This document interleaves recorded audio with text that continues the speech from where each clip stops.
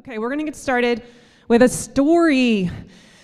2001, that's a long time ago. This is an interesting metaphor. In 2001, when I hadn't even when my husband Kurt, who's back there in the green, he's walking down the aisle right now, yeah. I hadn't even met him yet. This was in the days when I was a youth pastor, all right? And I was heading to my first church to be a youth minister, driving from, where was I driving from? I was crossing the country, and I was heading to Washington State with my brother. My brother Torsten came along with me. And this was gonna be a really long trip. I think it was like a 7-day journey. And I said, you gotta come with me, because I can't do this by myself. And so, of course, we turned it into a road trip, because we're not just gonna drive straight through. Has anybody ever been to Washington State or done a cross-country trip? Okay, yeah, so we chose the upper corridor across. And we had a map with a list of destinations. And we thought long and hard about where are we gonna go, how are we gonna make this fun, where can we stop, what makes the most sense. We wanna try and drive 8 hours a day, make this many miles. And so we were kind of looking for places to stop and get off so that we could slowly make our way there. And here were some of our milestones. We hiked in Yellowstone. We wanted to see the Black Hills. We wanted to visit Wall Drug. That actually wasn't on our list. But if you've ever made the trip, you start seeing these signs for Wall Drug, and it's so monotonous in that one stretch in the Dakotas, and you're like, oh my God, please, yes, let me visit Wall Drug. We wanted to watch a geyser erupt, didn't matter which one, and we wanted to do some horseback riding on a dude ranch. This is before I was into farming, okay? I was just a little suburb girl, okay? And we stopped along the way, we did all of those things, and we eventually got to our destination in Seattle. Today, we're going to explore this metaphor that your customer is on a journey with you too. And your customer has to pass through milestones in your brand to become a super fan and a super buyer. And we don't just leapfrog from the East Coast to the West Coast in 2 days and make them a super buyer. It just doesn't happen. And when we start to think of the sales and marketing process as, our customers are on a journey, they're going through milestones, I've got to build a relationship with them over time, and I have to move them from point A to point B slowly, step by step, until we finally get them to my promised land of Seattle, where they turn into a super buyer. So today's question of this story is, are your customers getting lost right now? Are they getting lost? And here are some symptoms that your customers are getting lost. Well, you can't find any new customers. You're having a hard time acquiring them in the first place. People don't know what you sell, or they're not really clear of all the things that you do. You can't get your customers to buy the things you want or to buy more stuff. Customers don't know what to do next in general. Maybe they buy something, but they kind of drop off because there's really no clarity about, well, now here's the next obvious step, because you haven't told them. They cannot read your mind. Maybe there's no buzz about your brand or product yet, especially if you're new to the space. We've all been there, friends. You're totally normal. Don't feel bad about it. We all start there. Your customer retention is blah. Retention is a sales funnel issue. And one other symptom might be that you worry about being salesy. Anybody feel that way? I still struggle with that, I'm not gonna lie. You worry about being salesy, so you don't pitch offers very often. My friends, you will not make money unless you pitch offers. You will not make more money unless you pitch more offers. So we have to learn how to do that in a way that doesn't feel icky and salesy. Okay, so these are just some symptoms that maybe your customers are getting lost in this journey. And here's kind of what I hope you are seeing, that you are the guide through this metaphoric journey to Washington, to super buyer status, all right? And maybe the question we need to ask is, well, do you know the way? I didn't. When I first learned this stuff, I realized, well, heck, I don't know where to take them. That's why they're not going there. They're not turning into buyers because I don't know what to tell them to do. And that is what today's topic of the marketing sales funnel is all about, because you're going to learn the journey that all businesses learn of how customers move through brands, not just farming, all industries. So we're going to talk about a sales funnel or a marketing funnel. And the funnel is a perfect metaphor for this, because when you look at the top of the funnel, it's much wider than what's at the bottom, right? So at the top of the funnel represents all the people who like hear about you and find out about you somehow randomly. Not everyone is going to stay in your funnel. There's a whole lot of people at the beginning, and then as they begin to learn more about you or try stuff out, some of them spin away. They're like, no, I didn't like it, or they're not a good fit, and that's okay. But some of them will be like, I really like this. And if you know how to guide them and say, well, this is the obvious next step, they're like, okay, I'll try it. Oh my God, I love this. And they keep spiraling down, and they move further and further down into the funnel. So when we teach what is a marketing funnel, it is a set of steps.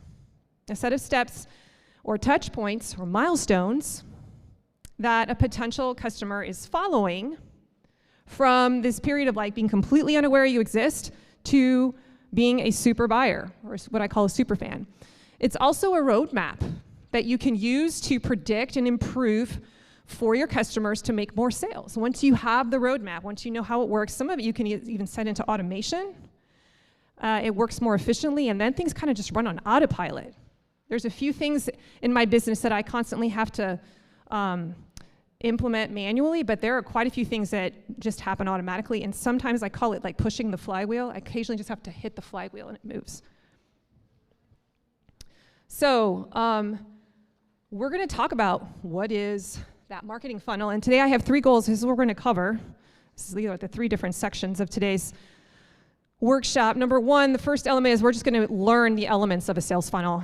Man, this like blew my mind when I heard it. I have a lot of podcast listeners and some of my group coaching students who are like, when I learned this funnel, everything fell into place. Like when I learned the framework, everything fell into place. People don't even know the steps of the framework.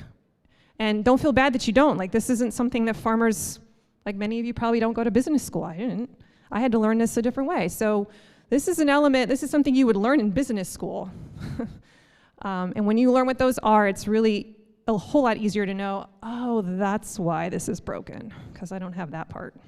So you're going to learn what the elements are, the framework of the sales funnel, and then we're going to spend some time looking at 2 examples of sales funnels in action, like how are they actually playing out with media assets. So you can see them. That's really cool. It's my favorite part, actually. And then the third part is where I said we're going to do workshopping, and we're going to audit your sales funnel, and then we're going to not really rip it apart, but we're going to add to it.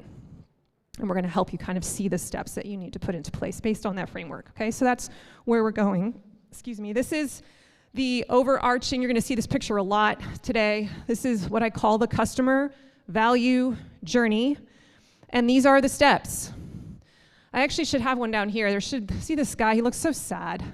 I learned this from Digital Marketer. They are a great company to follow. You can Google them. They teach marketing, digital marketing in general. So this is actually like kudos to them. This comes from them. At the very beginning, you have customers, they're not really sad, but they have a problem. They don't, they're trying to figure out how to make their life better. Your product ends up helping them do that. But there's really another box here, which is unaware. They don't even know that you exist yet, okay? But then they eventually become aware. Then they begin to engage with you. Then there's a step called subscribe. We're going to go through all these in detail in a second. Then they convert. Then they get excited. You do things to excite them intentionally. Then they ascend the ladder of products. And then they turn into an advocate and eventually a brand promoter, word of mouth. They help you sell things. So we're going to come back to this picture again and again, but I just wanted to show you this is the framework on which all of my marketing stands. And if you look at the different things that I'm doing in my business as a marketer, as a salesperson, it's always one of these things. It's always hitting one of these categories. And you will have elements by the end of today for each of these. You'll at least have ideas for what they could be, okay? So I consider this framework to be one of the fundamentals of marketing, if not the one. Like if you're gonna learn anything, this should be it. You should memorize this. You should know the steps. And the sequence matters. The order in which people move through, like they don't leapfrog over categories. So a good way to explain this is the metaphor of relationships. So let's imagine that we're in the dating scene and we're trying to, meet someone. You don't just, like the very first time, I'm just gonna use the example of walking into a bar. I know we don't all meet people in bars, but if we walk into a bar, there is a kind of order of operations for how you go about trying to get to know someone that you've never spoken to in your life, okay?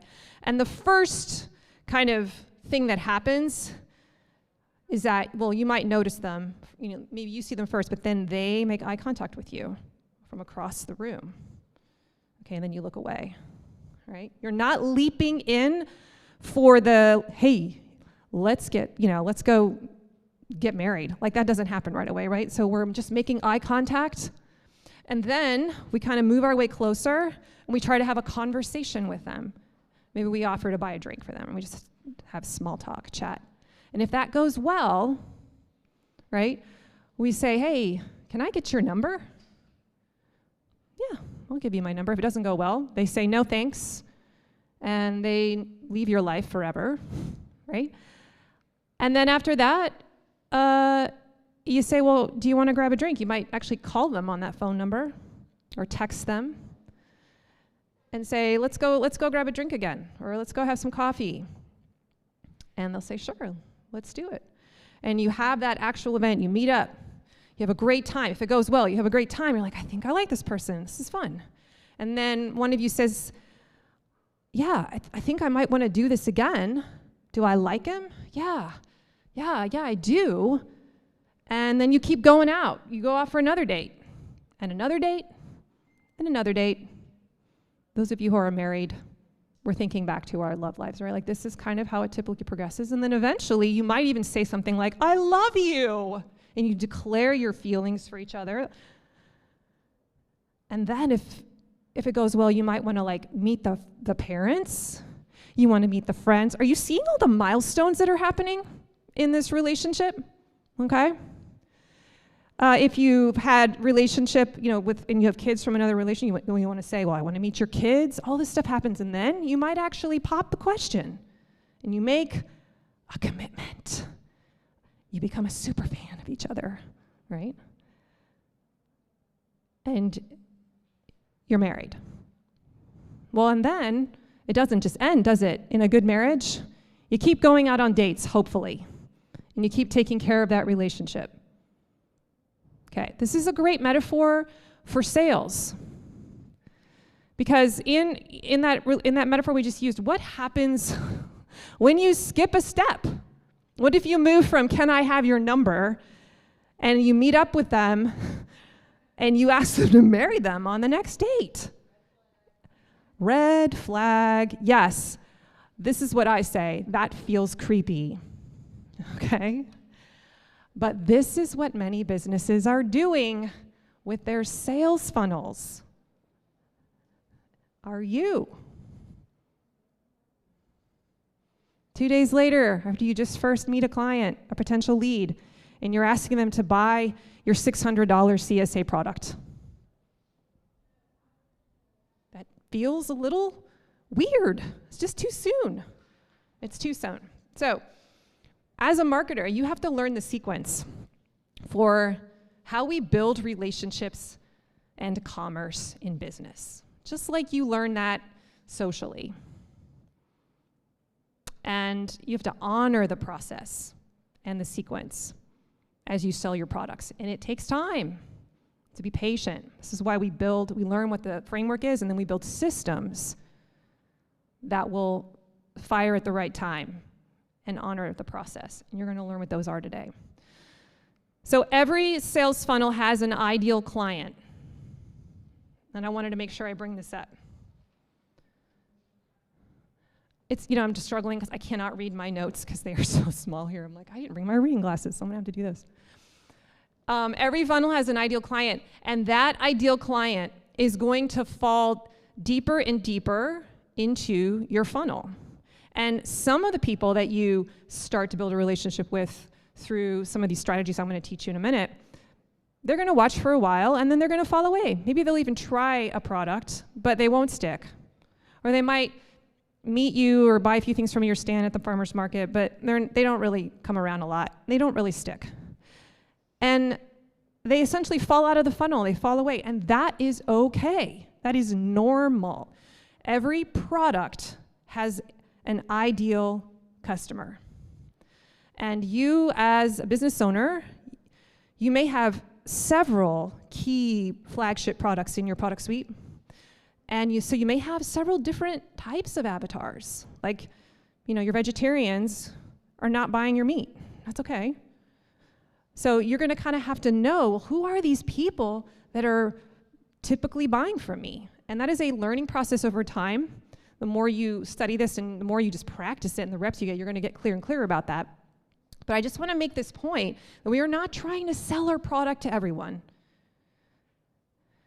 because that's selling to no one. Like, you got to know who's the person that this was made for. And the clearer you can get on that, the better your sales funnel is going to be. And as you design your sales funnel, you are talking to that person. That person. Okay. So who is this ideal customer? What is their problem, or what do they want? So I wanted to stop here for a second and just pick out a couple of examples from the crowd here. Give me an example of a type of product, key flagship product line that you have in your business. Yes? CBD oil. Oh, this is a great one. So what can you tell me about the problems that typically that kind of customer has? What are you solving for them? Trust, okay. Like, how is it manifesting in their life, this problem? What's happening where they decide to come and get your CBD oil? They feel sick, okay. Okay. Yep. Okay, so they're a little more alternative-y. They're open to that. There isn't a stigma necessarily for them around that. They've tried everything else. Okay, that's another key thing. There's a little desperation. I'm willing to do this because I've tried everything else. Okay. And yeah, they probably have some questions too, like, wait, is this a drug? Will I get addicted? All that stuff that you might have to overcome first. Okay. Is there a certain, age? Yeah. Okay.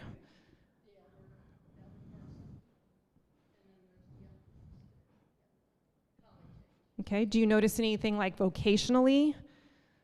Are there certain jobs that they tend to have where they experience, is it stress related? Is it moms? Is it ADD kids? Do you see what I'm doing? I'm probing her, what are the problems that this particular client has? And then what do they want? What are they after? So they want relief from their pain, and they want it.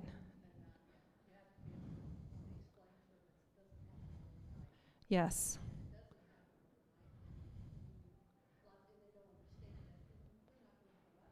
Right. Okay. So they don't have a lot of patience either. Okay. So when you're armed with, I'm just picking on you right now, when you're armed with that information, then this allows you to know, how do I need to build this sales funnel to address all of that so that they give my product a shot and so they stick around? What do I need to deal with? A CSA client. Are there CSA farmers in here? Vegetable CSA, because that's, yeah? Okay. How does a vegetable CSA person differ from like somebody who just shops at the farmer's market stand? They cook a lot. Yeah, so sometimes it's a creativity thing, like, right, like I'm a creative and this is how I manifest that in the kitchen. And it brings me joy to cook. Yeah? Anything else about them? I would say the quality of the ingredient matters. I hear that a lot from them, like taste. Because health, is that what I heard? Yep. Yeah, stable income, or no. Right, so they can be home to actually do that on a regular basis. Yeah, be able to make the pickups. Yep, so true.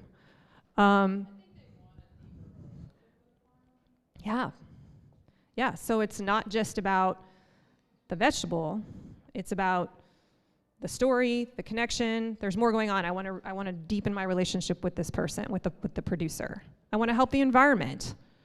This is my way to help the environment, especially if they're like a certified organic farm, right? So every product has an ideal client. And one of the questions that you'll want to ask, and there will be a point where we do this in our workbook later, is what is their problem? Or, not everybody has a problem. Sometimes it's like a desire, and your product is meeting the desire of their heart. So this is a fun exercise. We're going to pause here for a couple minutes, and I'm going to have you jot this down.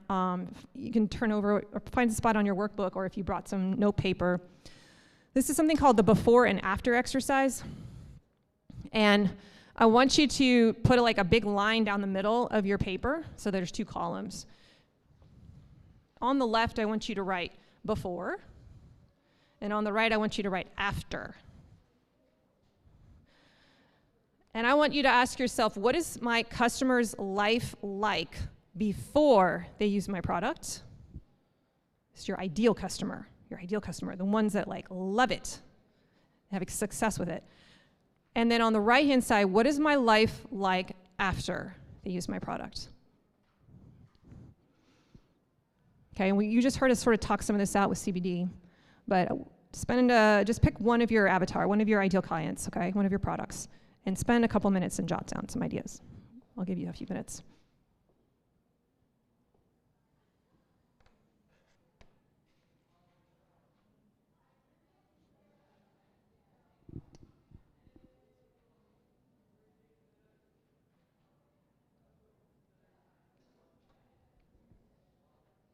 I want you to think about feeling words. How do they feel? What is life like in their home? How's it manifesting in their real world? What's different? What do they believe? Does that change?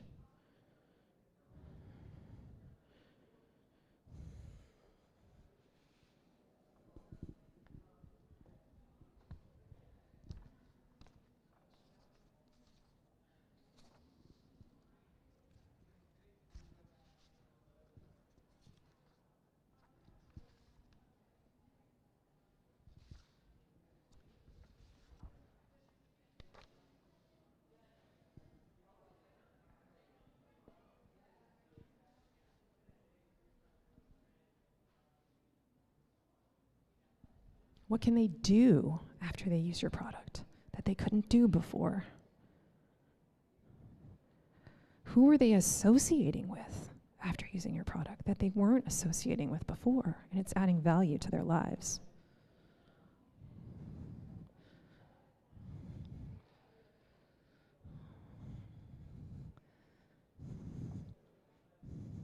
What are people saying about them now that they weren't saying before?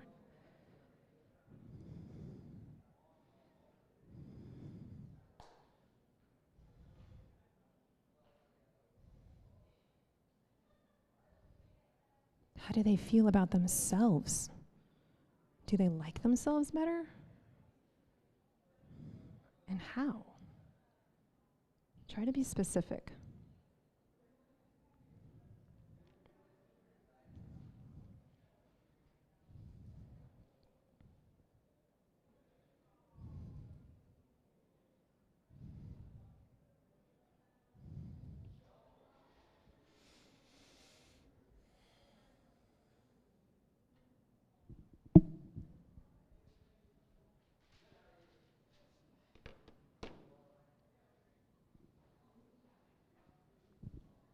Okay, I'm going to give you 1 more minute.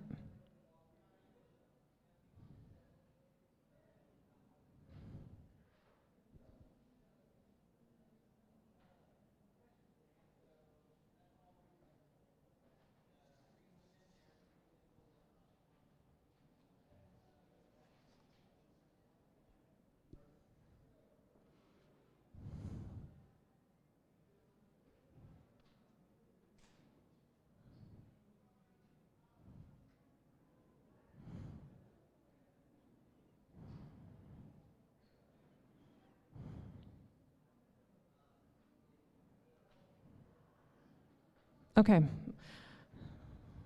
I would love to hear 2 people share a couple of things from their before and after. Don't list them all, but who wants to take a stab and just help the group see? Great. What's your name? Laura? Can you talk into the mic? Okay. Not all of them, just a couple before and after. Okay. I sell native trees and shrubs, and so one of the customers is homeowners or people on their own private land planting, and before they come to me, they have a desire to plant native species, reforest, steward the land, buy local. Their problems are budget limitations. My trees are more affordable than some other nurseries, and they also want to source certain species and can't find them anywhere else. And then after they come and buy my small, affordable plants, they feel successful about their project, like, look what I did. I was able to plant all these plants. They feel proud, happy about their money situation, and eventually they know the possibilities about planting small trees and how small trees grow quicker. So, Good. You made them feel like a winner. Yeah, everyone likes to feel like a winner. Oh, you have another mic. Awesome. Let's have one more. No people. Yeah, I was like, okay, Chelsea, and I'm gonna go to you next. Okay. 'Cause you're just I actually didn't have any befores, which felt like I should think about that. But I feel like after, they do feel like they've like developed some healthy habits. Like, What are you selling again? Oh, sorry, vegetable CSA. Gotcha. Yeah. So they've like learned this routine of what it means to like unpack your bag. Oh, okay. Unpack your bag. Wash the stuff, put it in the fridge, how long it actually is going to last in their fridge, and like developing the habits to actually make sure the product gets eaten. They feel like they've tried new things. They've learned to appreciate things that they thought they didn't like, but once you have it every week, you like learn to like it, or how to make it in a way that you like it, and that's also a skill in and of itself. You said how they feel. I said they probably feel like they are looking good and like just excited about life. They just always are saying how good it makes them feel, and I don't really know what that means to them. And then also it feels good to help somebody else. So I think that my CSA members are like, feel like they've supported me, and that's like an action they've taken in life to help somebody else. Yeah, they feel good about the bigger picture, that they did, this was their way of contributing to the local community. Yeah, we're gonna just do those 2 actually, just because to keep on track, but we'll give you a chance to, we're gonna come back to this question later on. I love those. Those are great examples of the before and after exercise, and the feeling words are especially powerful because people are motivated by feelings to take action and to change. We're gonna come back to this. This is gonna all pool into the work we're gonna do later. But knowing who your ideal client is, understanding that today the funnel that you're gonna work on auditing and analyzing and building, you're gonna pick one for today. I know you maybe have like 3 you could make, but we're gonna pick one, and that person has an ideal client, and that is who you are after as you're building your marketing. You are talking to them. You're not trying to convince the person who's probably not going to be way into it. You're not trying to try to convince them that your product is amazing. You're talking to the people that are like, yes. Okay, so let's start learning what these steps are. And the very first phase is called the awareness stage. And this is where they first learn about you. This is that seeing you across the room in the bar, you make eye contact, okay? So this is where you as a marketer are going to be trying to create strategies and content that is getting at how do I get to know them? I have to know who my client is. I have to figure that out. I have to research that. And what do they want? What's the problem I solve? Where are they hanging out? So I can go like make eye contact with them, okay? And you also want them to get to know you. This is just that initial stage, like, I just want them to know I exist. How can I do that? Very upper level surfacey stuff. So we might be talking about what makes our product unique. We might be talking about our story. We might see them at the farmer's market. We just see them. We see their brand and their logo.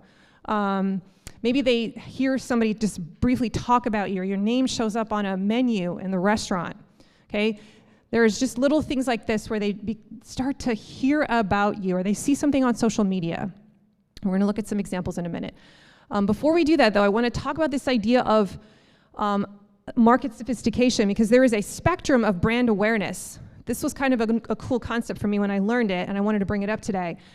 People don't just start out like immediately wanting to know about your specific problem. They go through these series of steps.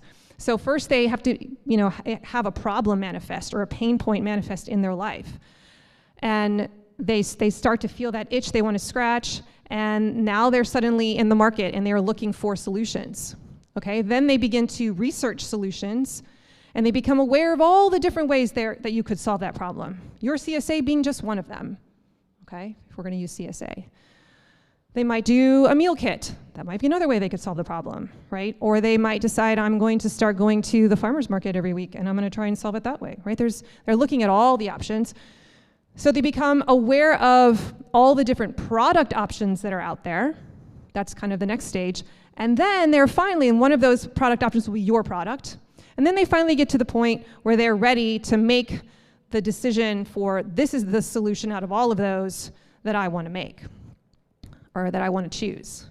Okay, so within the spectrum here of these first few steps that we're going to learn about, there is this like slow kind of massaging where we're trying to get them to become aware that we have a solution and we want them to choose our solution out of the many that are out there. So our marketing must have content that moves people through these sub-stages. So here are some examples of ways that you would see a brand perhaps hitting this awareness stage as a strategy. So they see you at the farmer's market. They just walk by your stand and they see your sign. They don't have to talk to you yet, they just see you. They see your name show up on Google. They don't click on it, they just see it. Someone mentions you in passing, word of mouth. They don't follow up on it, they just hear your brand keeps getting mentioned by people. You're on a restaurant menu. They get tagged on a post that you put up. Someone's like, oh, so-and-so should see this, and they tag you, or they tag that person. They see an ad on Facebook about your product. They don't necessarily click on it, but they just kind of see it, right? They read about CSAs in a blog, or they see, maybe it's on the news, something just kind of pops up, and they hear this concept of CSA. They have no idea what that means, by the way, yet, so they're certainly not going to buy it until they know what it means. But these are just different ways that people just start to hear about you. Okay, so we're gonna need to build some strategies. We're gonna have strategies in our sales funnel by the end of today that are addressing this. Like, you might not have that many, but you're gonna have a few to make sure that people just start to hear about you. Now, in the early stages of the customer value journey, the goal is not to sell. You are not pitching your product yet, because remember, that feels icky. We're just trying to create product awareness and brand awareness. So the stuff we're putting out there is just kind of letting them know, oh, they do beef. If I ever want to do beef, I know who does beef, right? So the question for this stage is, how am I as a business helping people become aware that I even exist? What are some of the things I'm doing in my marketing that are getting at this? It could be that I'm at a farmer's market and people walk by me and I have a sign. Okay, good. You just check mark the box for one of these things, okay? Another popular one is, are you showing up on Google search? So, if I type in organic farms near me, in Google in like the 43416 zip code area, Google pulls this up right now, and you'll see that my farm is listed second for that search term. Partly because I have claimed my free Google business profile, and I filled it out, and I've had that keyword put in it. Organic farms near me is in my description. That was a strategy that I did so that I would show up in Google and people would become aware I exist. It took me 30 minutes to set that up, and I never have to touch it again. Okay, but that's an example of like, oh, I gotta make sure I'm showing up on Google so that I'm hitting this part of the customer value journey. Okay, so are you showing up on Google, and have you claimed your business profile? What kinds of content should you be posting on social media, if you do social media, to hit this awareness phase? Here's a few suggestions. You could show your products being used by customers. You could be reposting pictures. You could be, just telling your story, sharing your values, those inspiring posts. You could show the transformation that your product is giving to real people. How's their life better after they use your product? You could be sharing behind the scenes stuff, how farm life works. You could have recipes that you're posting, pictures of things you're making with your food. You could do a quick post to like teach a tip for how to use your food, right? All that stuff is just coming through the feed, and they're seeing your name and your logo. And if they're kind of interested in food, it's probably popping up in their feed, and maybe they'll start seeing you enough, and you're in their awareness, okay? So this is the first step. We create, and I think a lot of you guys are probably using social media, and you're probably doing this part pretty well on social, and you're achieving this piece. The second, we're not gonna spend a ton of time on this next one, but the second one is called the engagement phase. So this is where we actually say hello and we start interacting. So the person isn't just having it pass by the feed, they're not just walking by your stand, but now they're actually pausing and they're starting to talk back. Okay, so a glance has become a stare, and they walk up to you and they begin to talk to you or interact with you in some way. We'll see some other examples of what that looks like. So I'm actually going to click ahead here. So they comment on your social media. Do you see how that's actually engaging? Like they write something back. They actually watch the whole video or IG story that you put up. I'm picking on social media right now. They stop and talk to you at the market and ask you a question about your produce. Maybe they don't buy yet, but they just start talking to you. Maybe they reach out to you on Facebook Messenger or on your DMs, which is direct message, if you don't know what that means, on social media, and they ask you a question, or they say something to you. They research you. So they Google your business name, and they go to your website and they look at it. They scroll around. That is engagement behavior. They go to your website. They try a recipe you suggested. They take action on that. They come to an event. They take time out of their life, okay? So these are some examples of engagement strategies. So here's a couple of questions to think about. Do you have a hub for new customers to learn more about you? So do you have a website? Do you have a place where people can come and discover you through Google and go and research you and learn about you? You should at minimum have a basic website. This is, again, something, if you don't have it yet, you should build this. This is a strategy that you put in place in your funnel to make sure that this element can happen, because people will want to research you before they decide to buy from you. You need to honor that step in the process. What do people want? Well, they want unique experiences. They want entertaining content. They want to be able to talk back to you. So we have a pepper gleaning event open to the public. And so we have people come out, and that's the first time they actually really ever talk to us and engage with our farm for the first time. And then they start following us more, and they start asking about our products. But this is an engagement strategy. So we have occasional farm events. On social media, we do a lot of Instagram stories that are very personal. Here's what's going on today. Very casual, very fun. We ask people to comment or to like us back. Those are the calls to action that you would be issuing on social media to try and get this to happen. So you want them to begin to start talking to you. So how can I get my clients to graduate to this level? And I want us to just again notice that we are still in the cold, what I call the cold temperature phase. They're not a hot customer. They're not buying yet. They're not ready, so don't ask them. Level 3 is subscribe. Okay, so this is where we ask, hey, can I get your number? Now, in the digital marketing space, you can do that if you want to get them on your texting list, SMS. But a lot of times what I do is I don't use SMS texting yet. We just use email. So I'm like, hey, can I get your email address? And you talk to enough farmers who do this well. On my podcast, this comes up again and again. What are the marketing strategies that have the biggest bang for your buck? And they all say email. You got to get them on your email list. And this is that step. We need to capture their contact information. A lot of farmers are really relying on social media to be their driver to get sales.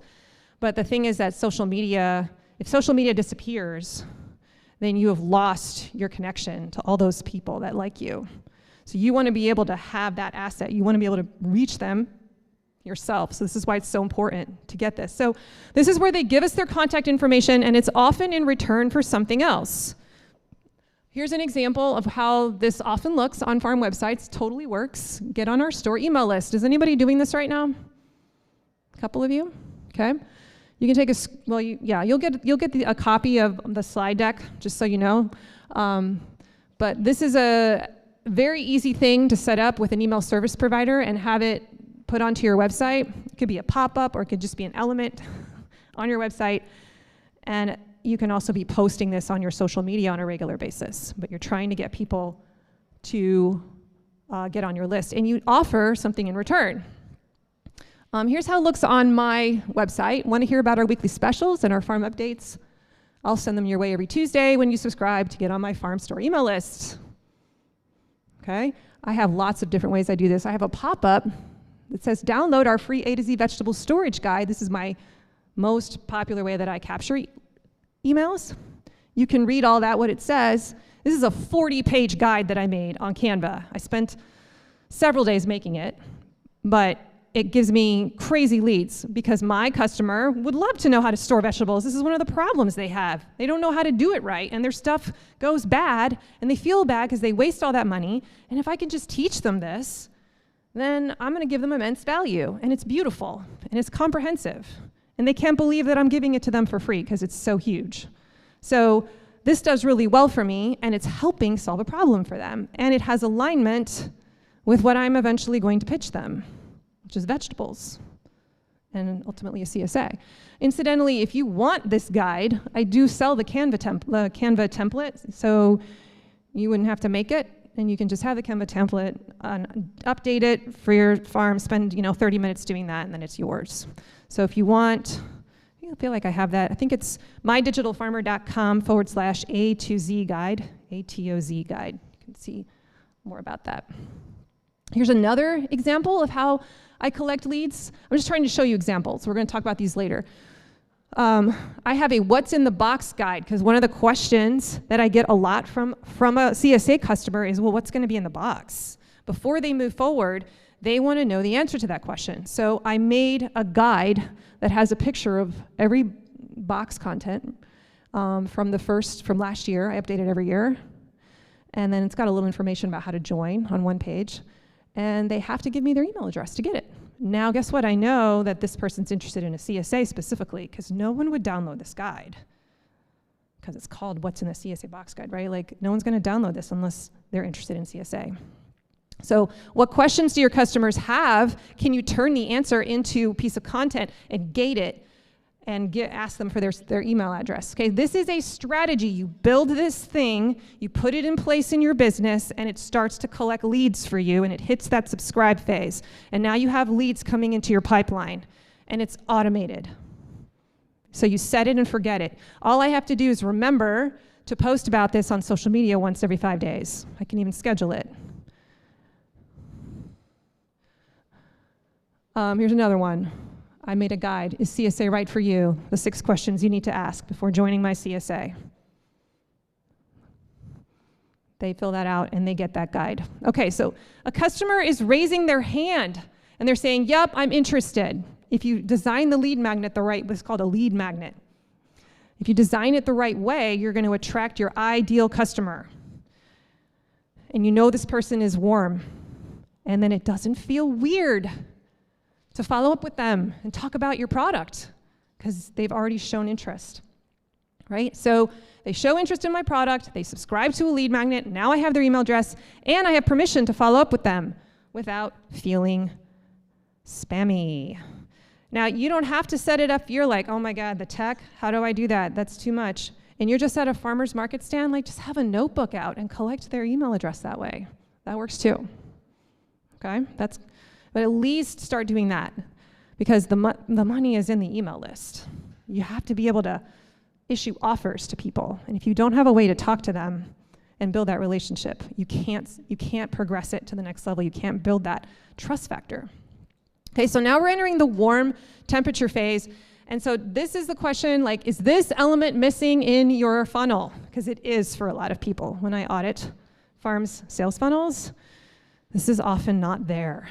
And then you wonder why you're having trouble finding clients, why you can't make sales. Well, maybe it's because you don't have a way to get them into your contact list so you can issue offers. Okay, this is a pretty easy thing to set up, and once you have, it's there forever, and there's really very little to maintain. So we'll revisit that in a minute. I'm just teaching you the steps. Okay, level 4 is the convert phase, so we're kind of halfway there now.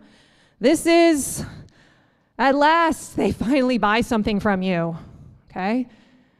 And this happens because they're on your email list.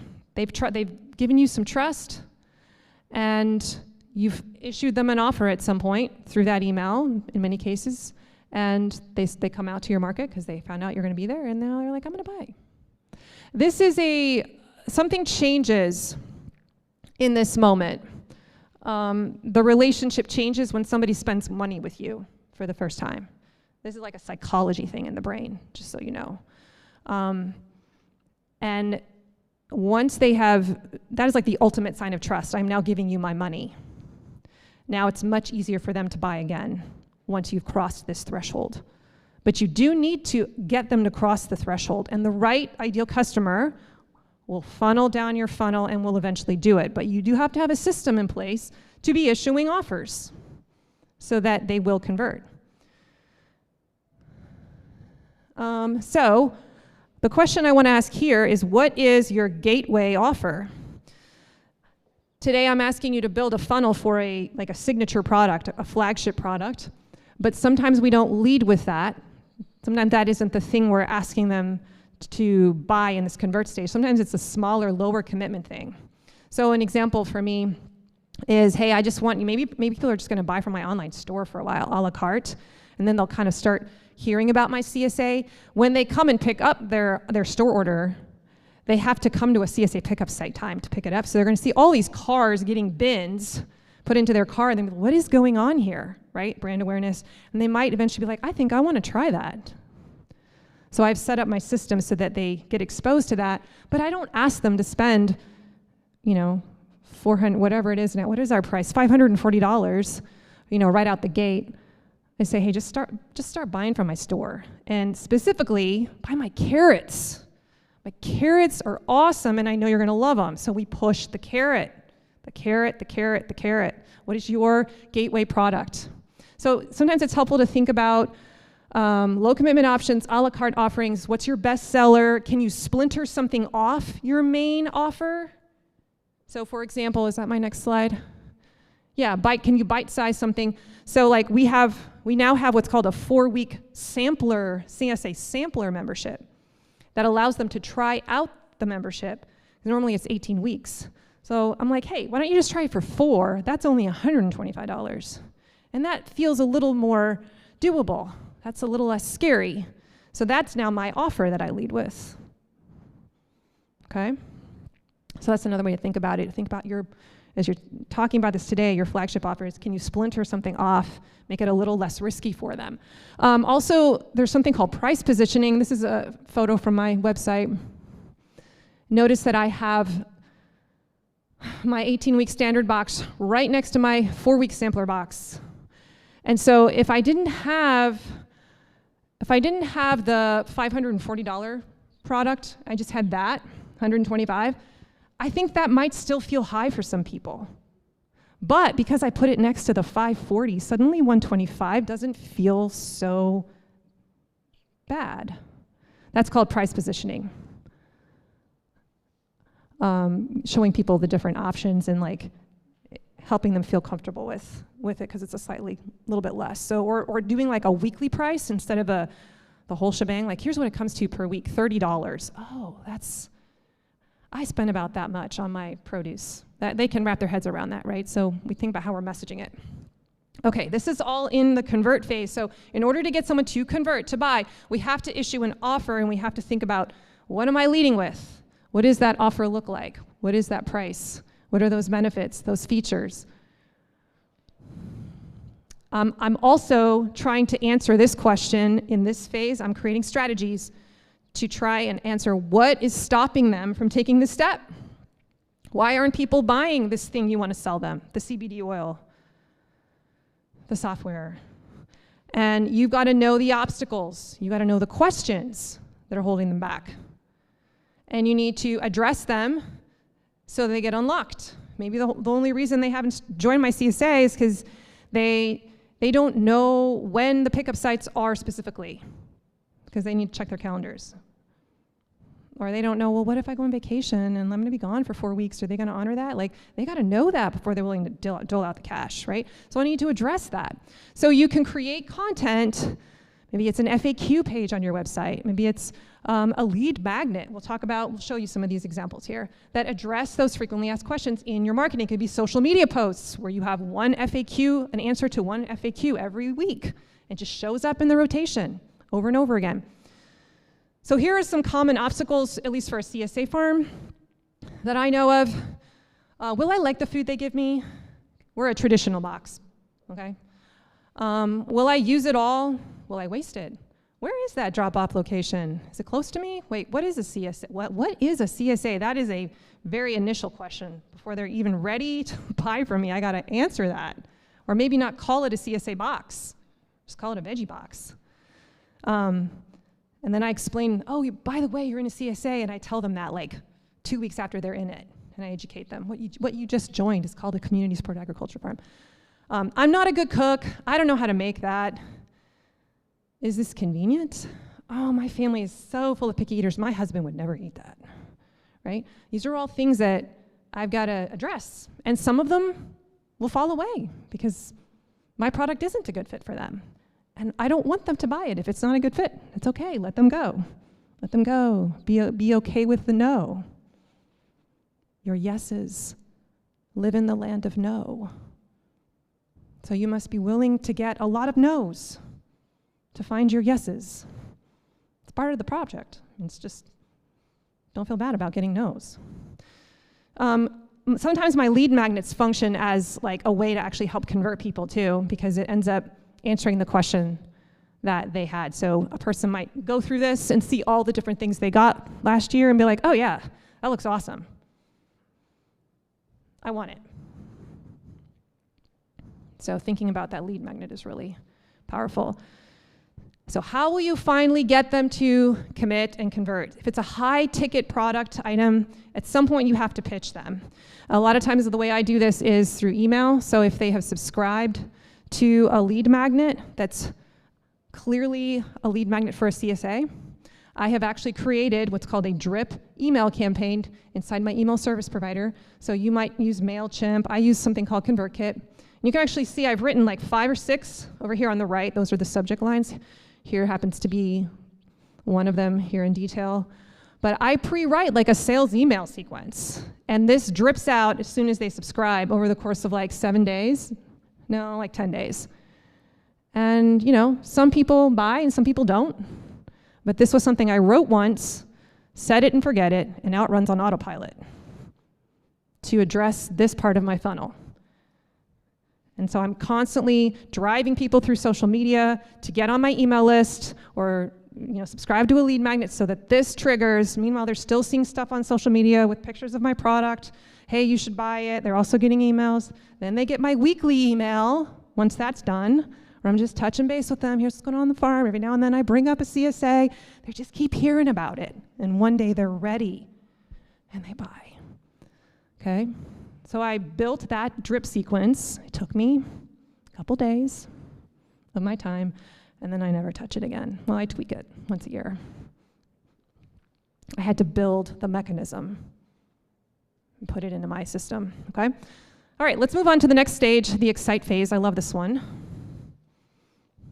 This is where, this is like product fulfillment. They get your product. They try it for the first time. And we need to guide them in how to use it properly so that they experience a win. We also want to make them feel like they belong in our community. You found your peeps. Okay? So we build strategies to make this happen. Here's some examples. We need to make that first buying experience A+. So order fulfillment is like, how does the product actually arrive? Does it arrive on time? Is it good quality when it does arrive? Does it go bad within 2 days? Because that's going to be frustrating. Are you teaching them how to use it? Are they confused when they get it? Are they not sure when they're picking it up? Like how it actually shows up to them needs to feel seamless, needs to feel professional. This is where that quality, like you've got to give them quality. If you have a bad product, my friends, no sales funnel will rescue you. I don't care how good it is. So we have to have this dialed in, and we need to make sure they know how to use the product. So thanking them personally, sharing resources, connecting them with the community, in my case, the CSA. We have a Facebook group. We help them succeed, and we get them using the product. Surprise and delight them. So we're going to show you examples later on, what this looks like. I bought an air fryer a couple of years ago because it was the rage in my CSA community, and I'm like, I'm going to try this. And I had no idea how to use it. It came in the box, and you know what? When I opened it, I was just expecting to see the air fryer, maybe like a warranty book. But it came with all this stuff inside. Do you see that user manual up there? I didn't even open that. It's not very pretty. But that's kind of what I was expecting to get. But I got this this fold-out thing. That's what I read. That's like distilling that user manual into 6 quick tips how to use this. That's all I needed. Somebody spent some time thinking about this because their goal was to make sure the person who bought this used it that night because they want to excite the customer. They want the customer to have no regrets that they bought this. There should be no friction for using your product. There should be no failure in the initial stages, right? The recipe book helped. There was even a warranty card. I don't know. I was just impressed. I could tell they did a lot to help me feel successful with that purchase. What does that look like for you and your product? Are you passing them this thing and saying, good luck, whoosh, figure it out, go to YouTube? Seriously, like some of you guys have products that need a little explanation and just a few pieces that you can put in place. You build it one time and then it executes automatically. It's a little thing that gets dropped in the box when it shows up or put into the bag of produce. It's just in there. It always happens. Like you just have to set it once and forget it. Okay, so do you have a way you like to connect? So handwritten thank you notes are things that anytime somebody buys for the first time in my CSA, they get a note from me. That's an excite step. I build that into my funnel because I want them to feel connected to me.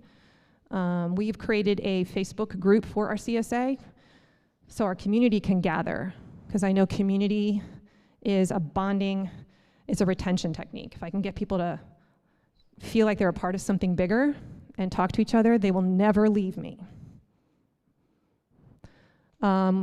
What does success look like for your customers? So guide them and share resources. This is an example. We have a thing called tips and tricks for CSA success. I made this as an e-guide in Canva. It's beautiful, and it's like the hacks that I learned from my CSA masters. What they wish someone had told them so they would be successful with their box and not screw it up. Like take the tops off your carrots when you get them, stuff like that. The 5 top exit strategies that they've learned when their fridge starts to get overwhelmed. We make these things called green cubes, and we just blanch the heck out of the greens, put them into ice cube trays, and stuff them in a Ziploc bag in the freezer, and then you can drop them in soups and stews all winter long. And my people love that tip because they don't know what to do with all the greens we're giving them, right? Stuff like that. It goes into here, and we give this to them when they become a member, and this is a way to set them up for success. I'm like, hey, I'm trying to help you use the product and be successful with it. So another thing is to show, in this stage, another way you can do this is to show examples of success so they can see what's possible. So members making beautiful meals, feeling creative and powerful in the kitchen. Do you see how that's happening here in a picture? A picture communicates that quickly. Members find, I'm sorry, I shouldn't have said tribe, that's not a good word. They become a part of a community. Members learn new life skills. Members' kids start to eat better forever.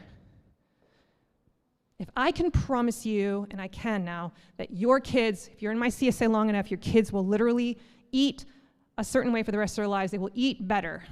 I've just empowered you. I've given your kid a life skill.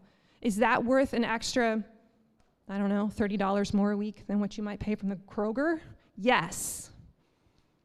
For my client, it is, because that's what they actually want. They don't just want my vegetables. My vegetables are a means to an end.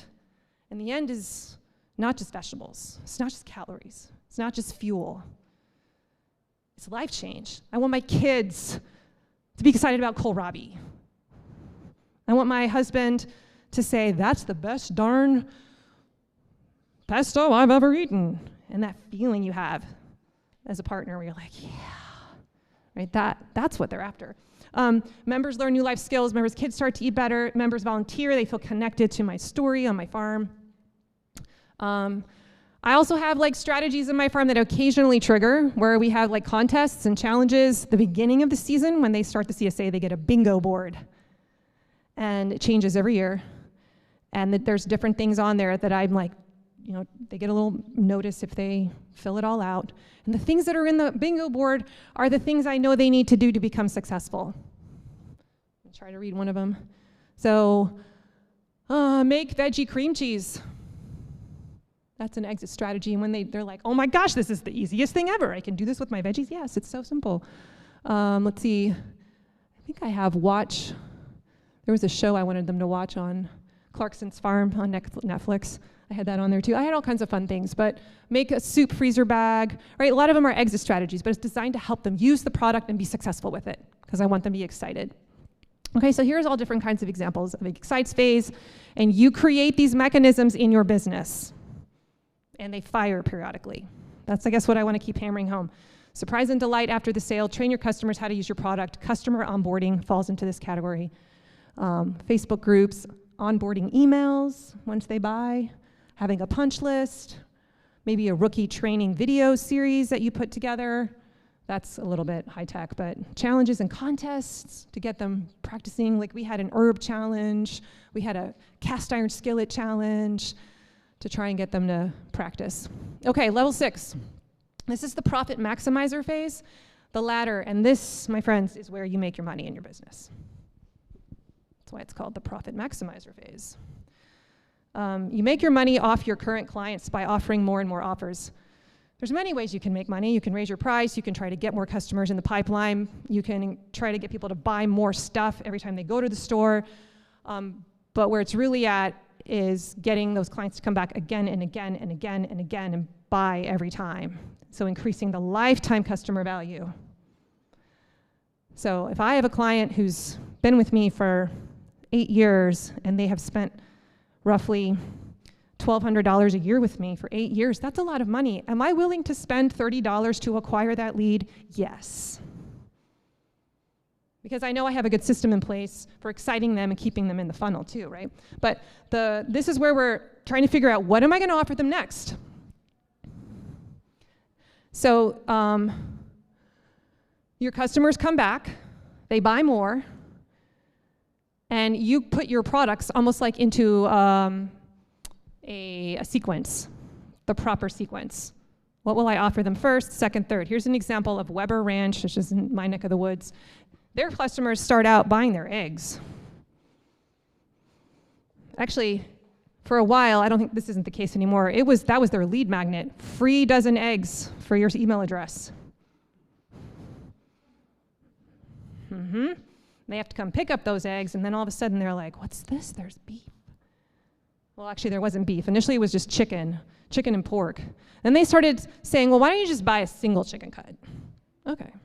Well, now why don't you buy like chicken bundles? By the way, we also sell pork. Why don't you buy single pork cuts? Would you buy a bundle? You want to buy a half hog? Do you see how like you start to progress up the ladder? Oh, we have a turkey share. Let me tell you about that. And then eventually he added beef into the operation. So here are customers, his ideal customers, buying everything. They are trying to collect your products. I want you to imagine what that would look like. Your super fans want to collect everything. They will buy every piece of swag you offer. Every time you send them an email with something, got it, put it in the cart, put it in the cart. Those are the kinds of people you want. But you've got to figure out what are the things that I'm going to sell after that initial offer and in what order. And you figure that out over time by seeing the behavior patterns of your clients. What do they typically do next? What makes the most sense to offer now? What are the opportunities you have to upsell? It's kind of a question here too. So when they're in that store buying for the first time, like in my case, my CSA, they're going in for the veggie share, but when they're in there, they're like, oh, there's a fruit? I can get a cheese share? I want to throw that in there too. And if they don't buy then, because that's a lot to buy all at once, well, I make sure I bring it up again in like 2 months when they have money again. By the way, you ready to buy a cheese share for $200? Yes, now I am. So just because they say no the first time doesn't mean they won't do it when you ask later. Okay, so add-on products, ticketed farm dinners, there's all kinds of things that I offer later to get them to spend more and to build a relationship with me, because every time they buy from you, they're building a relationship with you and they have a positive experience. It's another like vote in your favor. So how often are you getting in front of your customer? The best way to do this is what I call the weekly email. You should have a weekly or bi-weekly email in the off season where you are just telling your story, making sure you stay connected, and if you have something to offer them, you're making them offers. Sometimes my offer is in the PS. You could have special promotions. You could have bulk sales. You could set up a renewal campaign if you're a CSA. I always do that in October. I get people to sign on the dotted line in October, and they pay me January 1st. You could even create affiliate relationships with other partners and get a commission cut. Those are other ways to make money. We do that too with a salmon share. How can you increase the average order value? That's another question to get at as you're thinking about this ascension ladder. You can make offers that encourage them to spend more. So like offer free shipping if you do that kind of thing, if they spend a certain amount of money, or certain perks once they reach a certain number.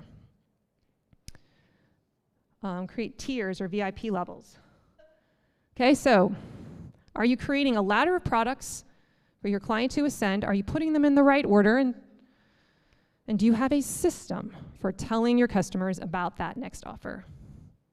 That's what this stage is all about. The next stage is the advocate stage. These last two are going to go quick because they're very similar. The advocate stage is where we specifically ask them to share a testimonial, and they do, or a Google review. This is not necessarily going to their friends and word of mouth and saying, hey, you should buy this. It's asking them to like talk or type out something on social or write a Google review and say, this was so amazing. And there's brain science behind this if you study marketing. There's a book by Robert Cialdini. I forget the name of it right now, but he has this whole section based on all kinds of psychology research that says consistency to commitments is a reason why people buy. The brain wants to remain consistent to prior commitments. So if you see this in the political world, really. So we're going to look at a couple of examples of sales funnels and how these businesses are funneling people into awareness, engagement, get them to subscribe, get them to buy their product, get them, how do they make money? How do they get them to make a testimonial? We're going to see them in action.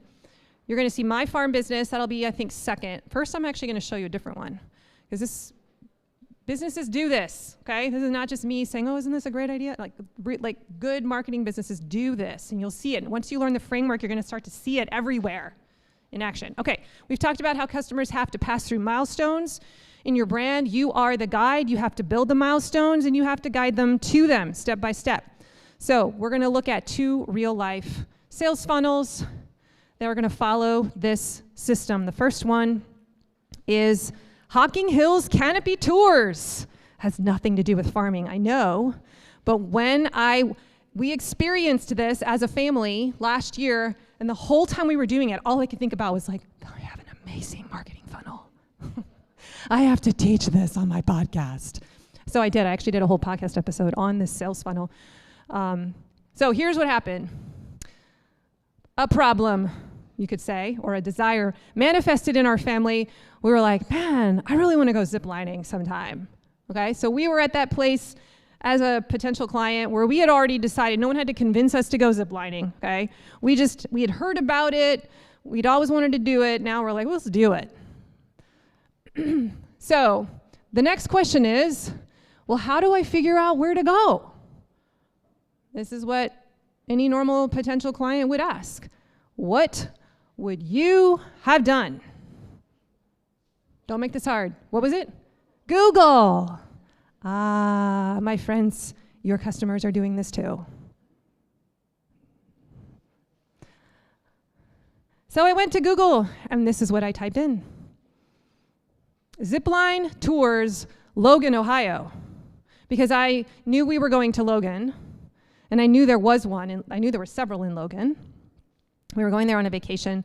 That's actually, we'll talk about that in a minute, that's how we were aware they existed. I'll show that in a minute. But I typed in specifically Zipline Tours, Logan, Ohio. I didn't just type in Zipline Tours.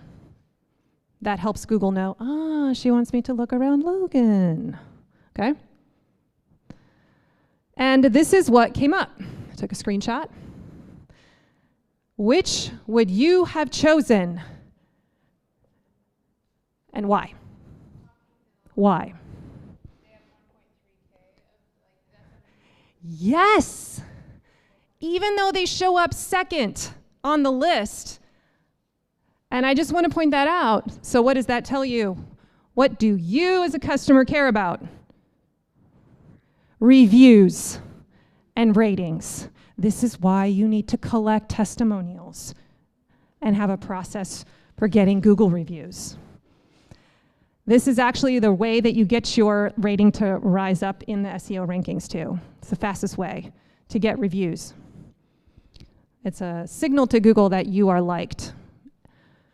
So in some cases, I think on my farm one, I think we're going to see that later, I think my rating is actually, this number is lower. I don't know. Sometimes the 4.8, it can be 4.7 or 4.8, but if it has more stars, like by a big shot, people will still choose you. Okay, so I just want to point that out. Okay, so I saw that. That's all going on in my mind. And then I went to tripadvisor.com because I'm like, well, what can we do in Hocking Hills in Logan, Ohio? And wouldn't you know it, Hocking Hills Canopy Tours shows up as an option for things to do there. Look how many reviews it got there. 4,200. More affirmation for me that I was on the right track.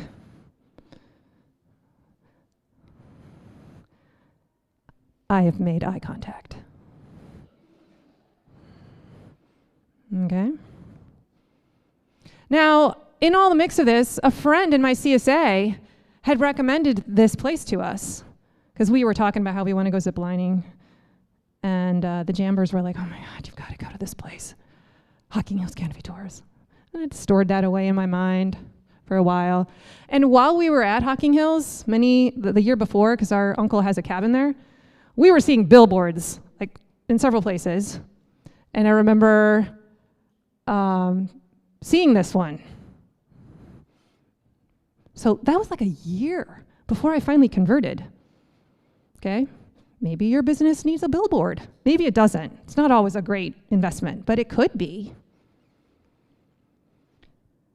And then I went to their website and I began to engage with it. I began to look around, and I had a very specific question that I was looking for. I clicked on the Canopy Tour section, and this is what came up. So you can see here are their offers. They have several different offers. They have an original Canopy Tour. They have an extreme Canopy Tour. Oh, hold on. I feel like I had another note here. Just a minute. Oh, it's coming. Okay. But as I was searching around, I had a question. I knew I was gonna be at Hocking Hills on certain days. It was gonna fall over like a Saturday, Sunday, Monday. The kids had Monday off, so we could potentially do a zip line on Monday, and then just drive right home afterwards if I could get it in the morning block, or we could do it on Sunday. But when I noticed that there was a discount if I went on Monday, I was like, oh, I'm gonna try to do that. But I didn't know if they had an opening, because they don't give you that information here, so I had to call them to find that out. So I did. So this is the subscribe phase in this case, okay? Sometimes the subscribe phase is a phone call that you get the phone number. And he answered all my questions. This was not the guy, I just picked a face, but and so I had all kinds of questions for how it worked. And in the process, he was like, well, that's actually sold out, that Monday morning one, but you could go to the 1 o'clock one. I'm like, no, because then we wouldn't be leaving until 4, and it's 5-hour drive. I was like, nah, that's not gonna work. And in my mind, I had made the decision, I guess I'm going Sunday. So he got my number while we're on the call. It was one of the first questions he asked. And he got my email address too, okay? He had been coached as a salesperson to capture that. Do you need to coach your team as you're learning some of these things? What do you need to be telling your team to do at these different sections? So we've just hit the can I get your number phase. Boom, boom, boom, 3 things off the list. See how simple this sales funnel is too? They don't have a whole bunch of busy, they got a billboard, they got something going on Google, right? So this is what he asked me, can I get you booked for 1 p.m. for Sunday? So he made the offer. My friends, at some point you have to ask for the sale. And it felt right to do it then, it didn't feel sleazy. I was clearly asking questions and I was interested. So make the offer, why don't you? Okay, and I said yes. And then, guess what he said? Would you like to add a super zip? Would you like fries with that, right? He made an upsell offer. Oh, this is so good. He's trying to increase my average order value. He was coached by his team. Try to get them to buy the green beans after they show interest in the whatever, right? Like, what does that look like in your business? Are you coaching your team to say, hey, you're always trying to pitch this. If they're showing interest in this, be like, well, our special today is this. Would you like it? 20 to 30% of your people will take an upsell offer. So why not ask? Okay, I said no. I think it was like an extra $40 a person. And then he had another one. How about a GoPro camera? And you can capture the whole experience in video. For somebody, they'd be like, yeah. I said no. Okay, so we booked it. I paid for it with a credit card.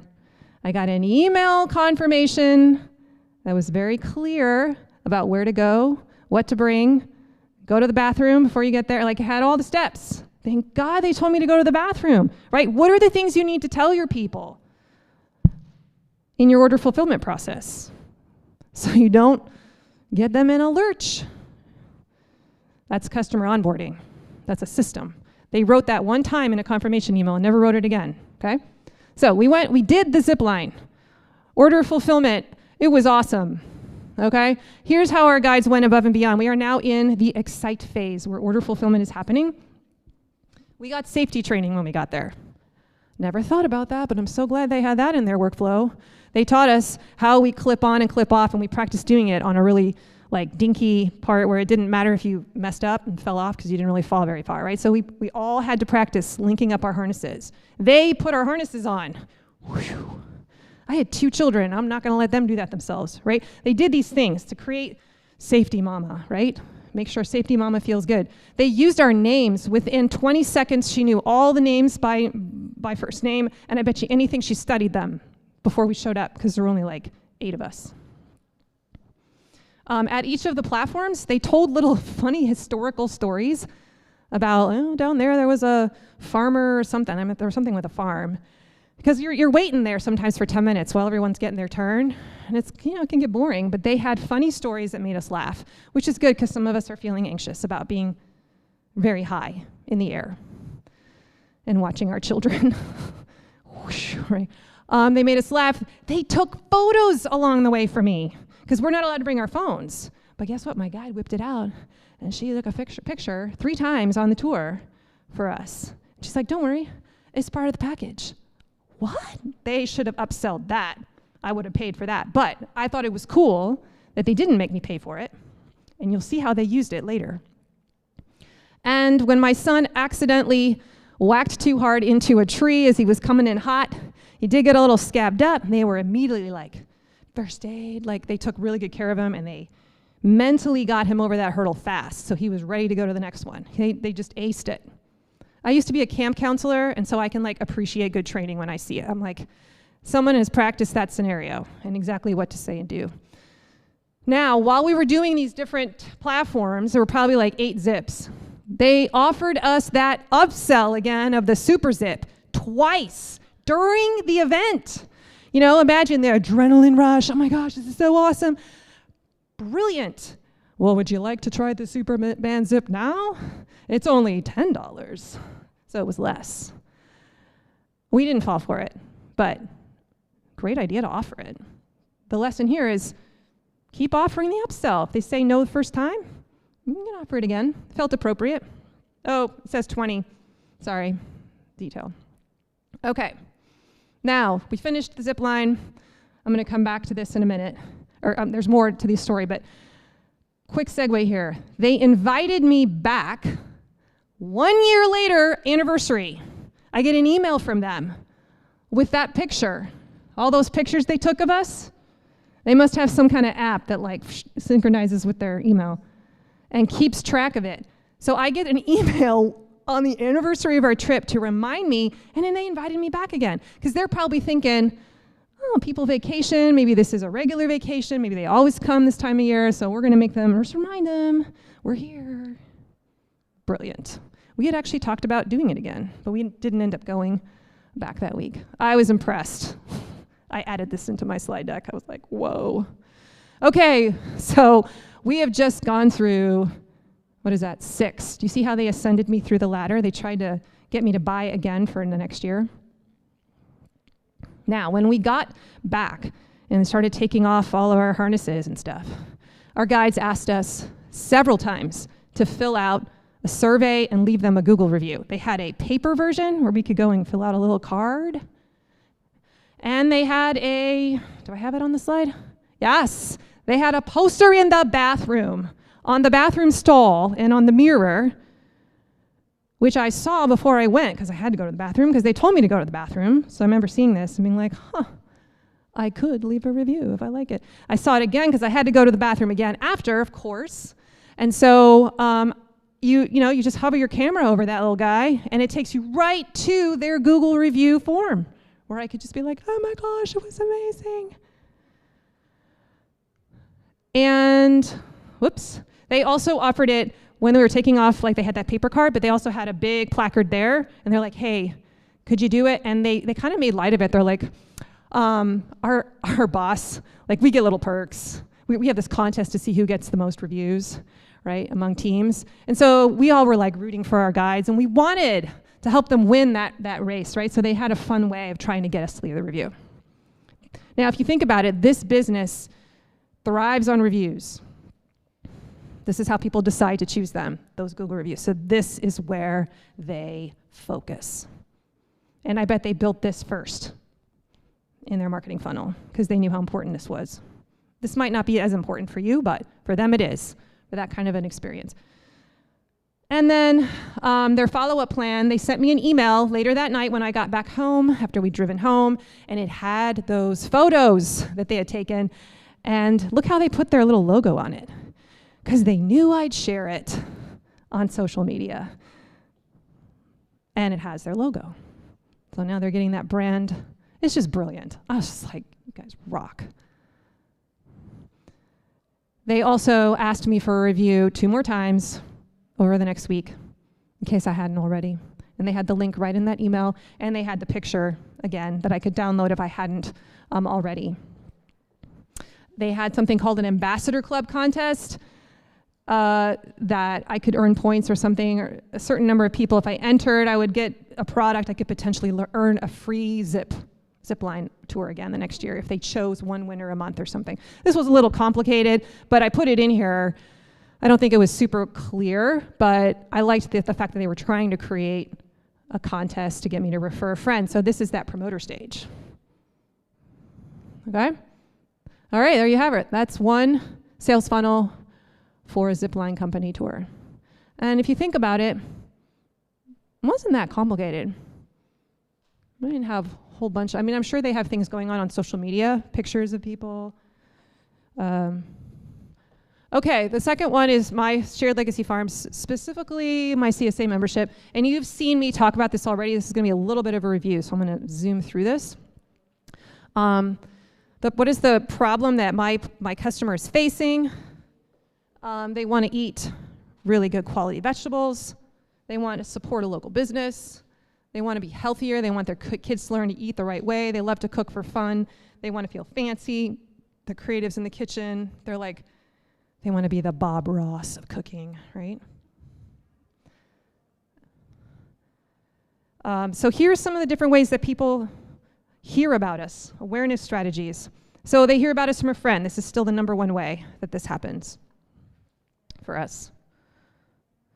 They might see my social media posts. I post almost daily on our social media, and a lot of it is just like brand awareness. I'm just trying to put stuff out there, tell the story of my farm. People kind of see that and they begin to get intrigued. This is a long sales cycle. This takes a while for people to decide they want to go deeper with me. I do Instagram stories. I think it's real easy to make social media, social media can be a time suck, so be really careful. I think you should be strategic about, what am I doing? Why am I posting this? What's the purpose? And just get it over with and then get off the platform, right? So you don't get sucked in and use all your time. Because this is not really where a lot of the sales, at least in our business, our sales are coming from our email list. This is just trying to get them on the email list. That is the goal, in my opinion, of social media, is get them, the right customer, on your email list. So create content for your ideal customer, and then make sure you're pitching the lead magnet so they get on your list. Okay? All right, another way that is an awareness phase is that I have set up my Google business page, which is free. It takes about 30 minutes to do. And I've set it up, quote unquote, the right way. So when they Google CSA Farms near Toledo, I know what they're Googling or what they're typing into that search bar. And so I have set up my business page. And I did that once. I go in there maybe twice a year to just check on it. But they might Google that. They might Google best CSA farms near me. They might Google organic vegetable farms near me. Notice, Bowling Green Farmers Market is above me. I technically have more reviews, but I don't have as many. I don't have enormously more than Bowling Green, so I don't feel like that piece is as important. But I am the only farm that's mentioned, and I do have competition in my area near Bowling Green, and they're not on here, and they should be. Probably because they haven't set this up. Notice too that, I wish I had a pointer, but underneath my listing it says they are certified organic vegetables grown by a hardworking local family. Nobody else has a little widget like that. Do you see that? So if you have snippets that have that keyword, organic vegetables, that they typed in, Google will show that. So that's why it's good to have that set up. They could also hear about us from an affiliate. So our affiliates periodically mention us in their emails. People find out. So people might be shopping from Weber Ranch, buying meat, and they're like, what? You know a farm that does vegetables? Who are they? You recommend them? So I have a fair number of people that find out from my partners. That is a strategy. We create content, like I said earlier, on our Instagram stories and on Facebook to attract a CSA buyer. So we're showing pictures of our box, we're showing pictures of our pickup time, the excitement on our customers' faces, what we're making with our box, we're doing unboxing videos. And those people are commenting or sharing our video posts, and they start to like us. I'm like, this is cool, I wanna maybe buy something from them, where are they? So they go check out our website. They might see our testimonials while they're scrolling. They might decide, I wonder if CSA is right for me. I'm going to download that guide. What is this all about? So now I have their email. Or they might download this guide about what is in a CSA box. I have both of these on my website homepage. And then that's what they get. We've seen that before. Or this is also on the store page. So if they just want to like order, this is the pop-up. This is the pop-up. And this is the A to Z vegetable storage guide. So this is something that I feel like an online buyer shopper who's not going to be in my CSA would be interested in this, and my CSA would be interested in this. So this doesn't qualify a person to be a CSA buyer, if that makes sense. This is a good, very top of funnel kind of lead magnet. So I got lots of ways to get emails. Or they could just be like, yeah, I want to be on your email list. I don't need anything from you. Just put me on your email list, okay? This is in my Instagram. It's my link tree, so in my Instagram bio. These are the different options. You can see a lot of them are lead magnets. And I point to them when I'm on Instagram. I'll be like, go to my bio. Actually, in Instagram stories, you can make a link right within stories. That takes people right to any link you want. So you can send them to a lead magnet, but you can also put it in your bio. Okay, so those are the first 3 now that I've hit in my business. I wanted to just bring this up too. I'm not going to spend a lot of time here, but once a person gets subscribed to my email list in any way, I've triggered what's called a nurture email sequence. This is something I pre-wrote. I think it's 5 emails. It drips out over the course of 4 weeks. And every email in there is just like a cool tip about vegetables. Like one of them is like, did you know you can freeze tomatoes whole with their skin on? And the skin slides off when you thaw them. That is all it is about. And people are like writing me back. I'm like, what? And the reason why I know that's fascinating is because I used to be that person. And I know that is like, you're like, yeah, that's common knowledge, but that is mind-blowing for people who don't know that. So I just give them tips. And after they've gotten 5 tips like that, they're like, this woman's awesome. Okay, so that's called a nurture sequence where I wrote it once. It has been on autopilot for 3 or 4 years now. And it makes my email open rate incredible, first of all. And then it warms them up. It's a mechanism I set up to excite them. I also have a weekly email that I send out to everyone on my list where I share what's going on this week. Sometimes I pitch an offer. Sometimes I tell a story, kind of like a parable with a message, and I inspire them. Sometimes I make offers, sometimes I don't. And when I do, I usually say, hey, we're having a pop-up market in our online store. You want to order? You have until Friday. Here's the link. So this is where I'm trying to get them to buy. And eventually, they do. If they downloaded one of those other lead magnets about a CSA, then there is an email sales sequence, in this case, that I pre-wrote one time, and it's been on autopilot for 3 years, and it eventually makes an offer for the sampler. I'm also pitching it in social media, by the way. Like I talk about it and have links to go buy, but nobody clicks on those, I can tell. People are buying it through my email. Yeah, so here's the sampler. I'm not going to spend a lot of time on that. I do make them aware they can buy add-on shares at sign up. That's my upsell, my ascension. But a lot of people don't actually take me up on this at first. They do it later, a few months later when I talk about it again. Because that's a big ask. That's like an $800 purchase, right? All at once, they're like, cool. This is in my funnel. I send a welcome note to all new CSA customers. This is a little bit of a time suck. I can't really automate this, but I do have a template for a letter, so I don't have to rethink it. And I just kind of copy it and sign it. Because I think that's important. I know my customer really wants to get to know their farmer. I think that's a surprise and delight moment. We send them an onboarding email sequence that includes our CSA handbook in the weeks before they actually get their share. We start to let them know what's going to happen so they're not confused when they come and get their box for the first time.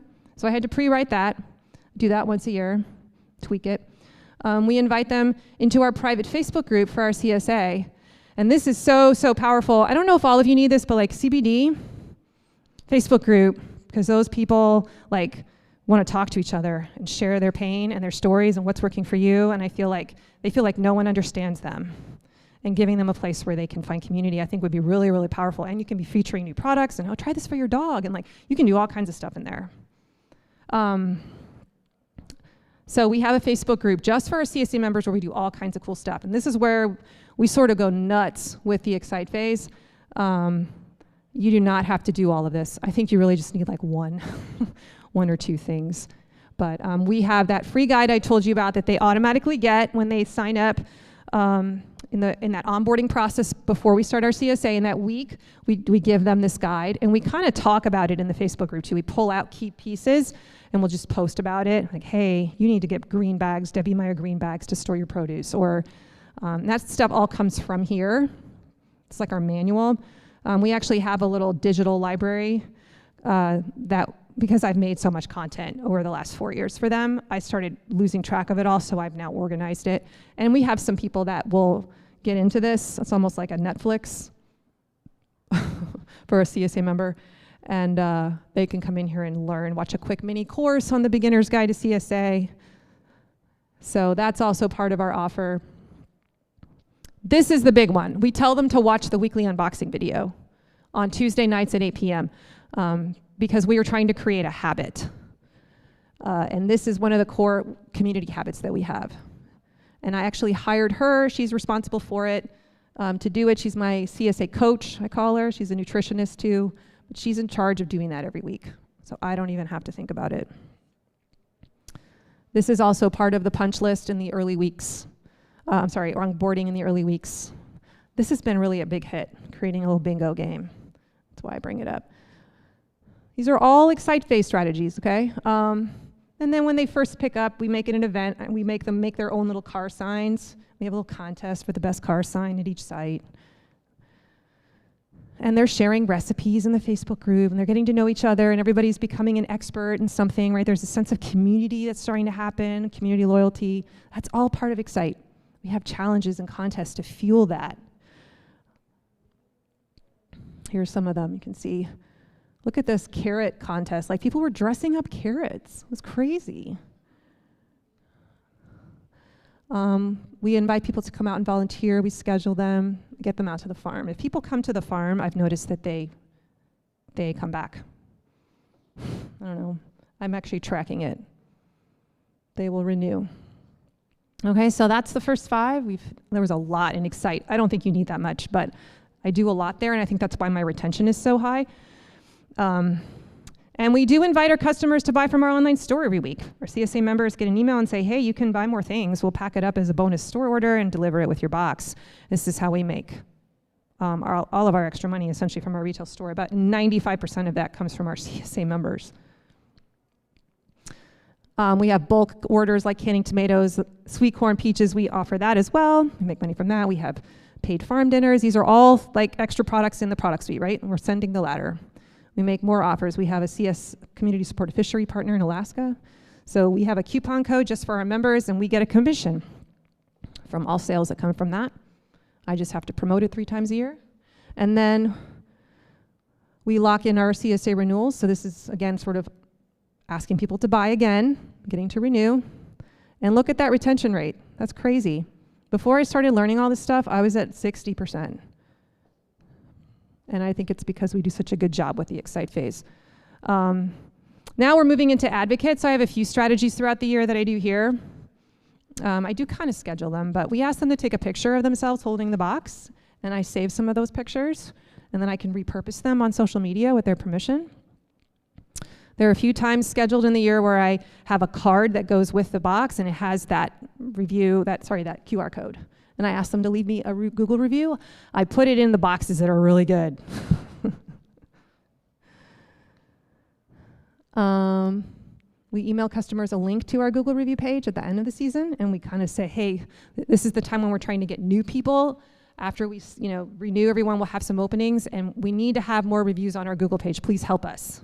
They're like, oh yeah, I'll help you. And I usually get about 20 people do this. We have some referral cards that we made. We pass those out. Say, hey, share this with a friend and get them to try the sampler. We have a wait list. We tell our clients, send people to the wait list. Like these are just things that we bring up. And so those are the ways that I've hit my targets. All right. I hope that was a little bit helpful. So now we move into our project.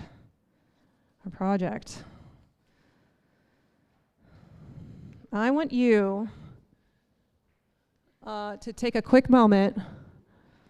No, let's do Let's do any questions that came up. Yeah.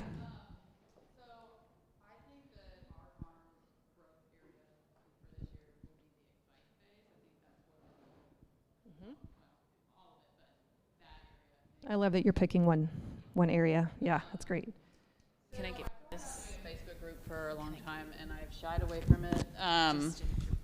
I've shied away from doing the Facebook group for a few reasons. One is just my own interest in not being on Facebook more, but I've also worried that it would, like, members would use it as a space to be like, I'm running late to my pickup location, can you hold my box for me? Or I'm missing my beats this week. You know, that it would be too much of, not end up being a space that was purely focused on excitement. So I guess I just would like to hear your experience, like, how are members using that space, and are you able to control it to be the space you want it to be? Kurt, you look like you want to answer it, or what do you?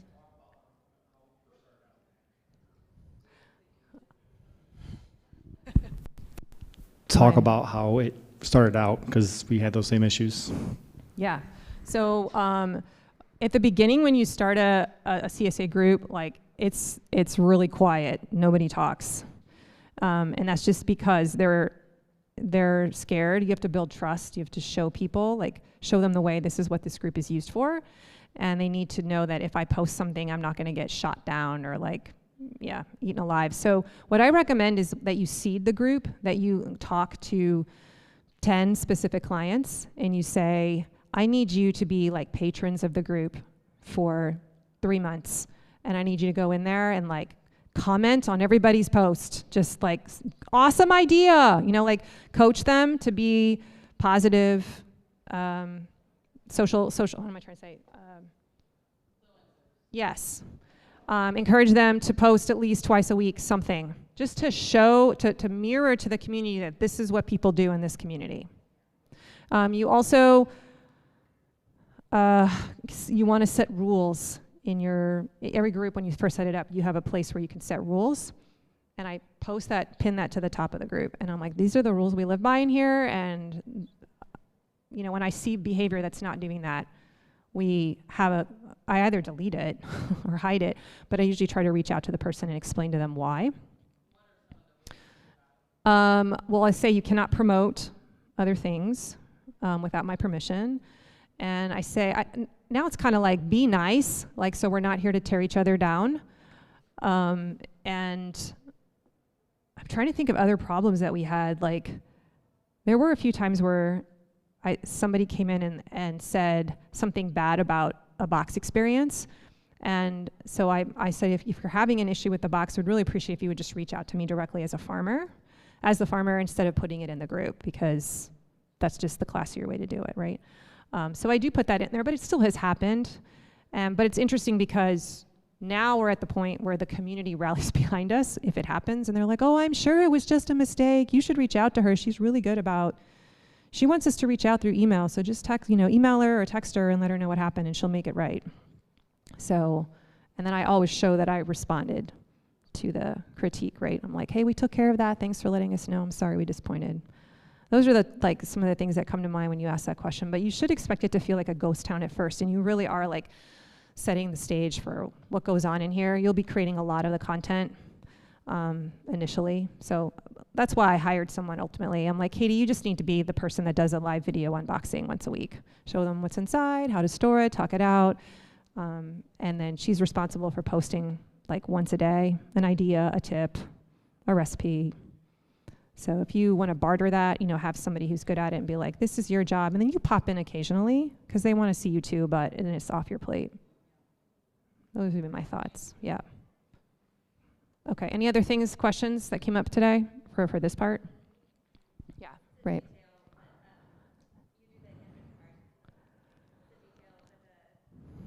Just yell. Yeah.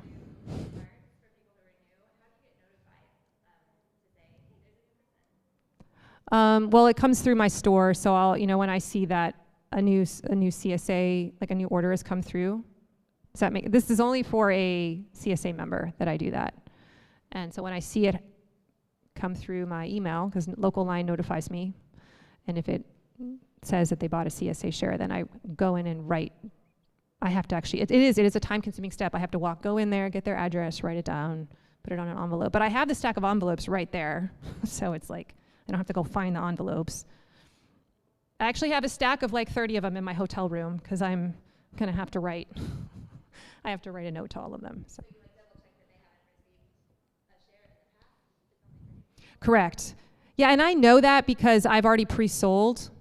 I do a CSA renewal campaign. And so most of the people who are current members have already pre-bought. So at this point, like once I hit November 10th, anyone after that is probably new. And I would know, like I recognize their names. If they've bought before, like I'll know and I'll be like, oh, they don't get one. Yeah, that's a good question. Yes.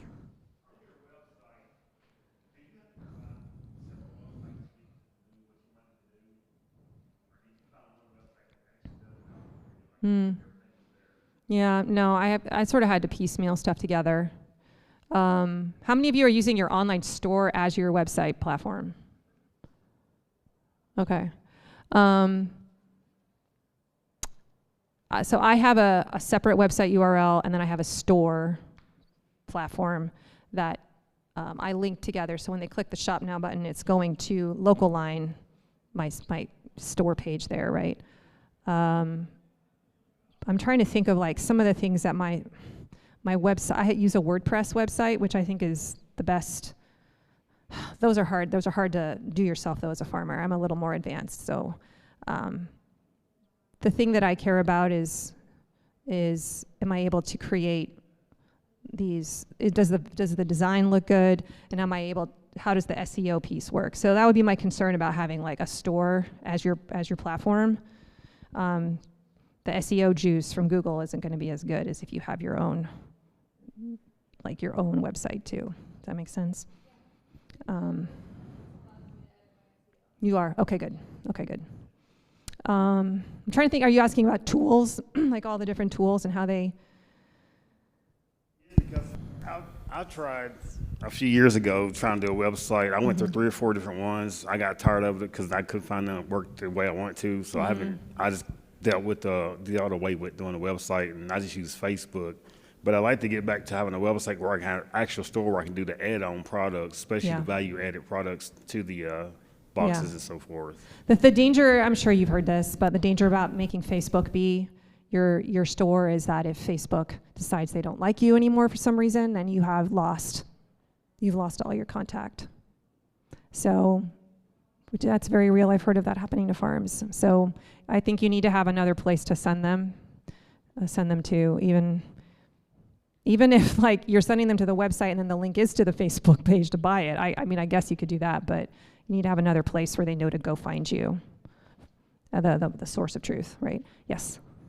I'm not the average millennial in that I love social media and I'm really a fan of it, and I'm not good about posting on there. And that's just me, like kind of how you do your personal opinion on Facebook, right? I let that kind of overcome this, and I'm not good about intentionally and consistently posting. So what do you use to schedule your posts? Because I think that would be something that could help. Yeah, I recommend scheduling through the Meta, through Facebook's Meta, what is that called? The business suite. Okay. Yeah, as opposed to using like something like an outside source, because you get better juice, right, or better reach. Facebook likes that better. And I mean, if I had to pick a few topics that should just be in your rotation, because I get it, I try not to be on social a lot too. Remember, I just don't think social media does as much as you think it does. If you can really get this email thing dialed in, like that's where it's at. Social media's job is to get them on your email list. So you're really just trying to create content for your ideal client, to attract your ideal client, your ideal client, your ideal client. So, once a week, like, can you do some pictures of what's going on at the farm behind the scenes? That's Monday, Make sure you have a testimonial post showing up from time to time. Definitely promote your lead magnet at least once a week. You can have an offer post once a week so people can even see what types of products you're using, and then maybe like how you use your product. That could be on another day. and some examples of customers using your products and pictures. Maybe you have the same 7 pictures that you just keep showing over and over again. Like I just think having that rotation, just trying that out for a while, and you can plan that stuff out. Yeah, and then that gives you the freedom to be spontaneous periodically if you're feeling inspired. But if you know these are the 5 things that I need to have in the rotation to get those people on the email list. All right. Yes, 2 more questions, and then we're going to move on. Yes, Patrick. Yeah, so email lists are like kind of the core of your marketing strategy. Can you direct us to a specific email tool or Amalgator? Like we use MailChimp and like it's okay, I don't love it. Like, is there other stuff to schedule the drip emails and so on? Oh, they all do it. Like MailChimp, there's a free version which doesn't give you as many options. Mm-hmm. So if you have to be willing to pay to do some of the other features like drip. We do. Okay. You know, the question about which email service provider is best, like I don't know if there's a best one. They all do the job. I think it kind of depends on what you want it to look like. So some of the questions I would ask are, does it integrate with my e-commerce platform? That's really, really important. If you want to set up an automation so that anytime someone buys from your online platform, it can actually automatically talk to your email service provider. And MailChimp integrates with a lot of stuff. Some of the other ones, like I use ConvertKit, that integrates with a lot too, but not quite as many as MailChimp. Drip is out there. Oh gosh, there's another one that I really like. Why is it spacing? You're probably going to pay, you pay based on the number of people on your email list. And so the more your list grows, the more you're investing in that. But I would be asking, does it integrate with my email provider? And then what does the actual template look like? So ConvertKit is more focused on like a text-only email so that it looks like a letter being sent to you. You can actually insert pictures, which I do, but I personally don't like the template newsletter look because that to me feels like a newsletter. It doesn't feel like a letter. And so I feel like I get higher open rates because when someone opens it, it feels like they're getting a letter from a friend. And ConvertKit is more focused on that. But all the other ones can do that too. But ConvertKit doesn't have a strong like newsletter looking type template as some of the other ones do. Those would be like 2 big ones. Let me think, there's another one that I really like and I'm spacing on it because it's actually cheaper than ConvertKit. But Drip, ConvertKit, and this other one that I can't remember are the ones that are coming to mind that I'd recommend. Yeah, it'll come to me in the middle of the next session, I know it will. Ray? So I wanted to clarify, when you're asking them to take a picture of themselves with the box, partly you can use that in your marketing, but the main purpose there would be for them to have the feeling of like being an advocate, and that like changes something in their brain to make them more loyal to you. Yeah. So it's not so much about the picture, but the action of them doing it. Yes, correct. We want that action to happen so that the brain thing happens. That's the kind of the distinction between promoter and advocate. It's the first time they promote or say something about how they love your product. All right, what time are we at right now? 3:30. Okay, we got to book it. So I am going to move on now to the last stage where we're actually going to do the work of looking at our sales funnel. And we have some Post-it notes to pass out to help you with this. And do you want to move me to the next slide deck back? Is it the final one? So we're going to take a 2-minute break here. Because I only have an hour, I always take longer than I think I will. Yeah, like this is where we're going to do a little bit of group work. If you want to participate in that, then you should come to a table. If you don't want to, I'm not going to force you to.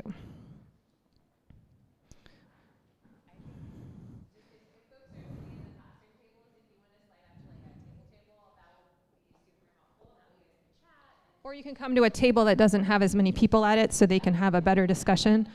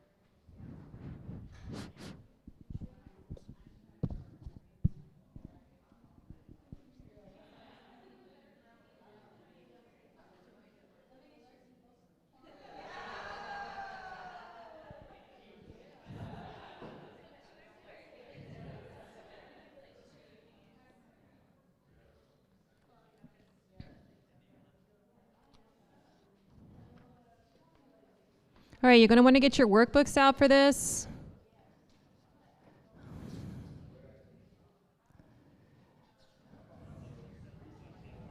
And it is double-sided, I think, for everyone, so just kind of be aware of that.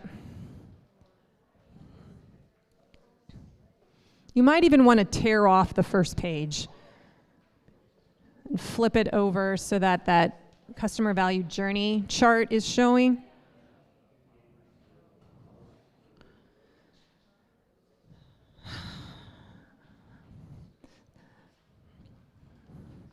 Now, my friends, I want to set some expectations here. Like, this is the rough draft, okay? So we're just kind of in the process here. We're going to be auditing what we're already doing, because you might be doing some things that are maybe not the best use of your time right now for some of these stages. And you might decide today, like, I don't have to do that anymore as much. Instead, I really need to focus here.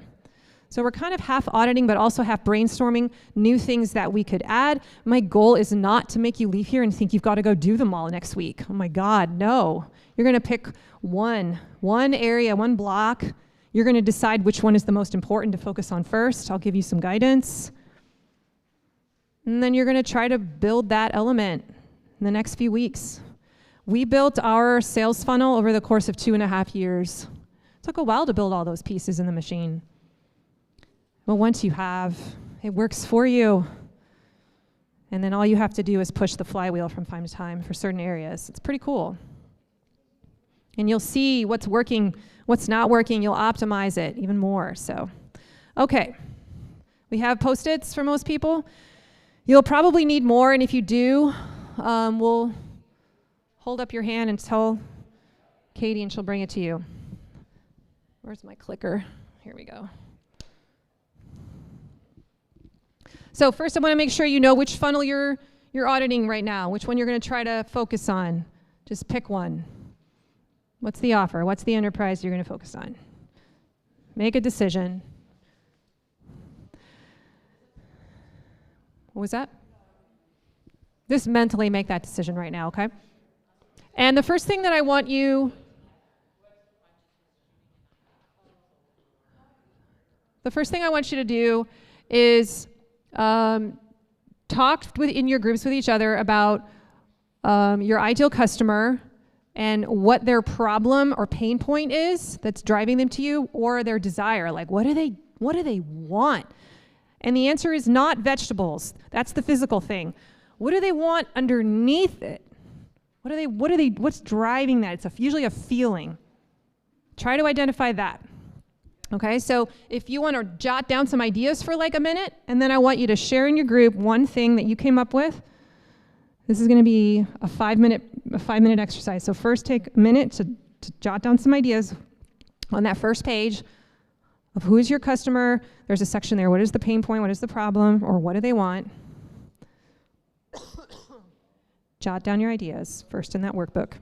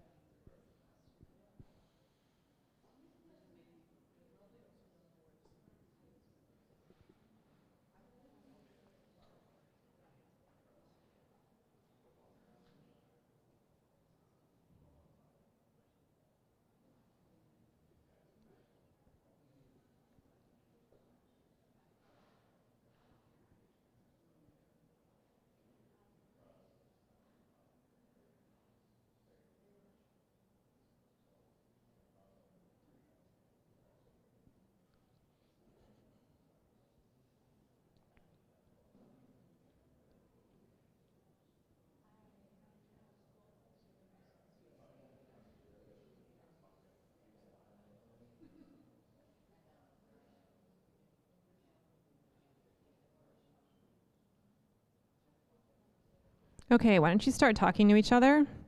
I don't know if everyone will have a chance to share deeply, but because I'm behind in time, I'm not going to lie. So but I want you to share in your group some of the things you wrote down if you haven't already, just to jog some ideas.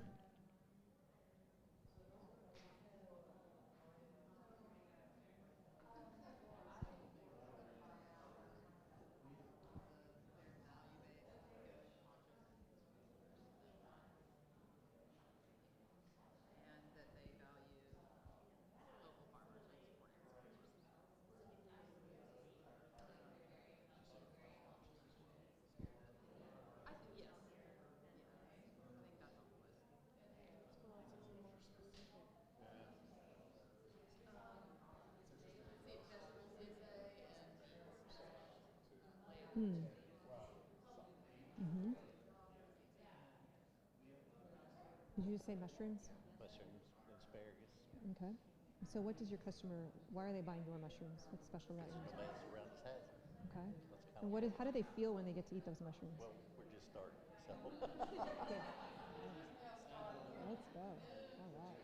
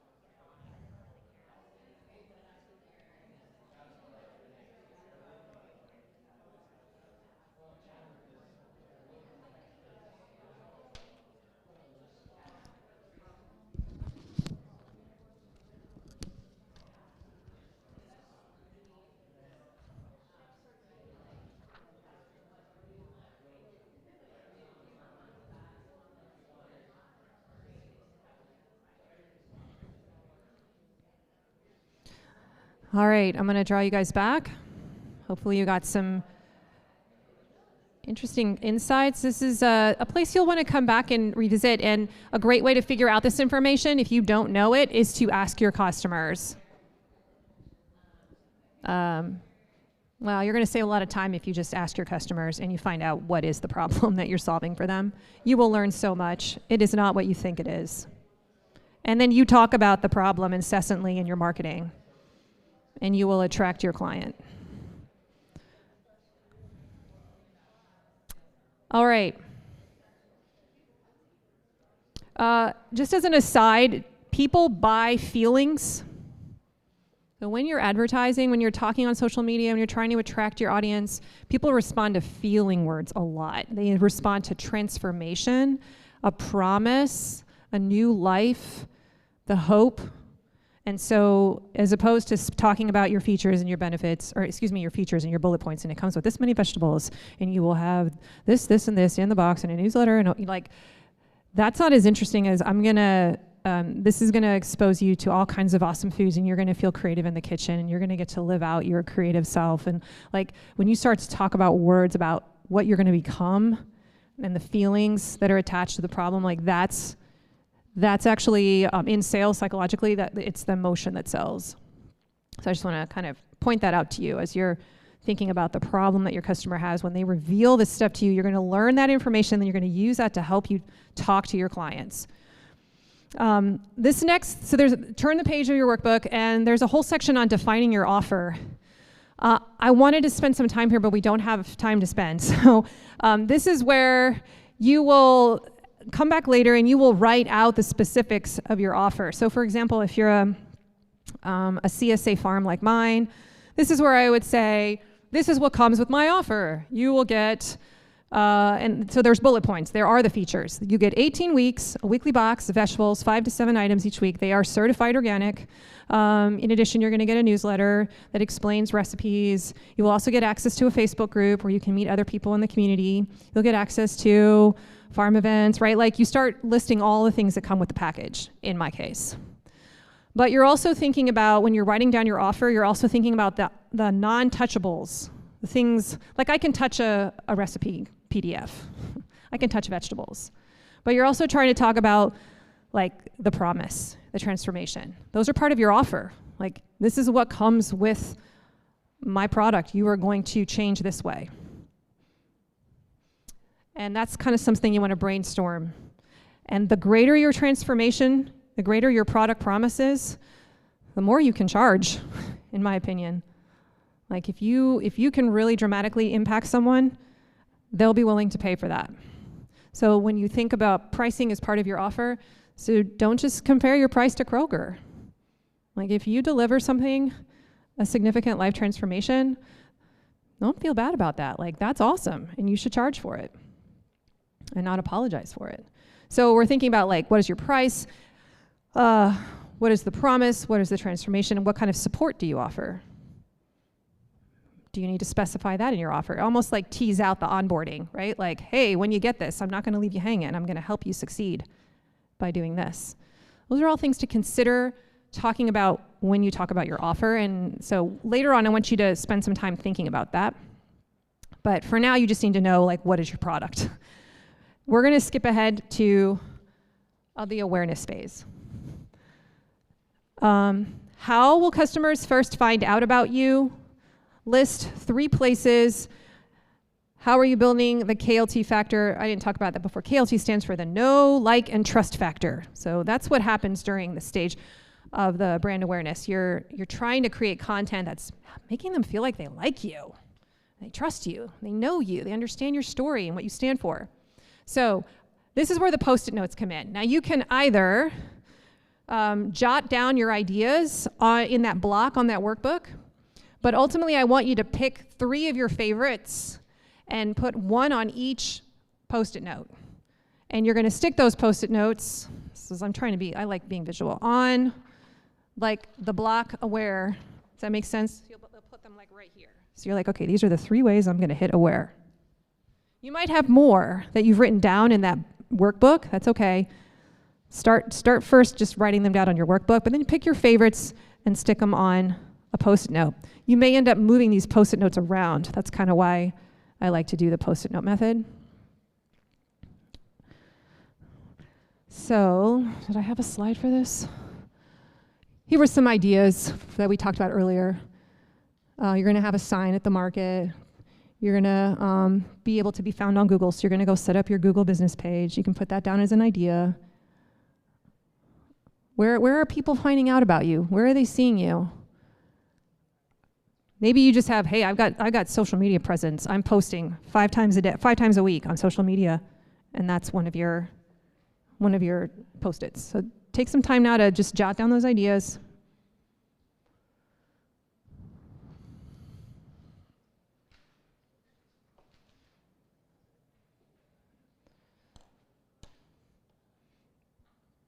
This could be flyers that you put up at the gym. This could be a billboard, a radio ad.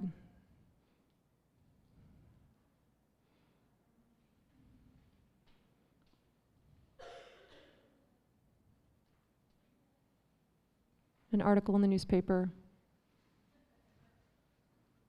Maybe you go to an event and people see you there every year.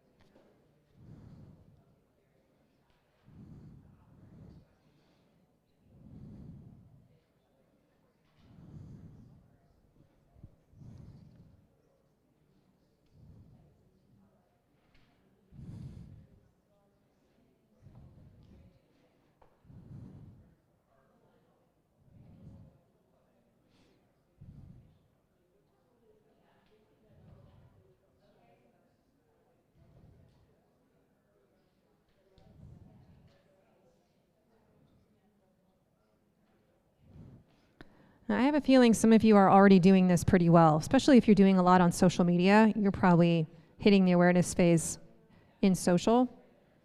There might be some other things, like maybe you're like, I need to get a freaking banner for my, location here. We're on a bike path, pretty popular bike path in Elmore, and I was just thinking, I should put a sign up that says online, order in our online store every week. I don't have that up there. That might get more people in my own community buying from me.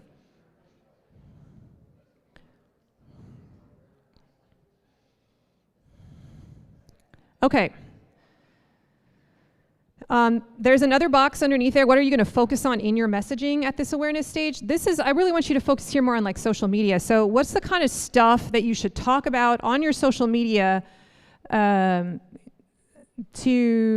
hit this brand awareness thing? So jot down a few ideas. Like maybe it's, for me, it would be like, I need to make sure I periodically define CSA. Right? If I write that down, then I'll create triggers to make sure that message shows up in my rotation. Or I'm going to do a picture of harvesting every week. Or I'm going to make sure I take a picture of the CSA box once a week. Like, what are some of those ritual posts or types of content that are just going to make people product aware, problem aware, solution aware? Pictures of my customers holding the box or using my stuff, a tip. Like, just jot down some ideas for later, and this will help you when you're like, okay, now I got to actually implement this. What do I schedule? What content am I creating for social? Think about your FAQs too. Like, how can you be answering FAQs and obstacles for your client? In there too.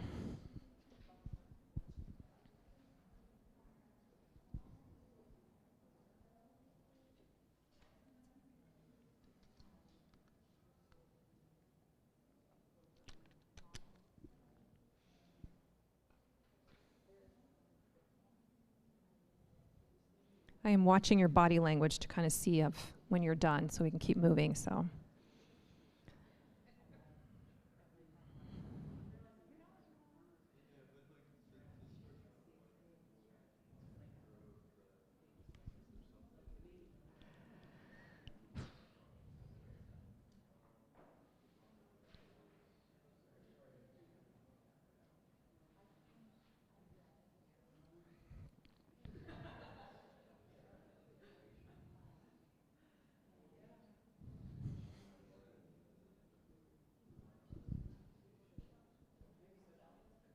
Okay.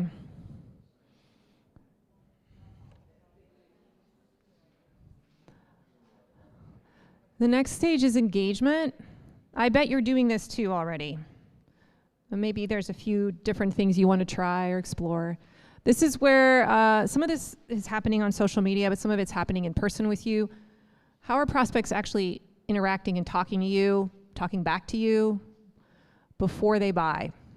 What are you asking them to do here? What is that call to action to engage? Like, is it, hey, comment on my post, watch my video all the way to the end. Come talk to me at the farmer's market. Answering questions for people. Maybe you're sending them to your website to research something, and that's the action they take, but they're not buying yet. So what does this look like? And I think I have some examples. Yeah. They're commenting on social. They're watching your Instagram story. They're asking you questions on social media. They're talking to you at the market. They Google you.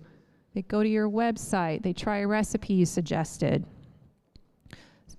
So if you want people to engage this way, to try a recipe you suggested, the implication is that you must make sure you suggest a recipe from time to time and tell them to try it, right? And that will become a part of your social media content on a regular basis. You see what I'm saying? Like, we're creating triggers. We're creating a system. You just got to identify a few things and then just put it in the plan and see how it does. And if it doesn't do that well, okay, I'm going to change it. Try this now. So write some of these ideas down. Like I said, I bet you're doing some already. How are people engaging with you right now?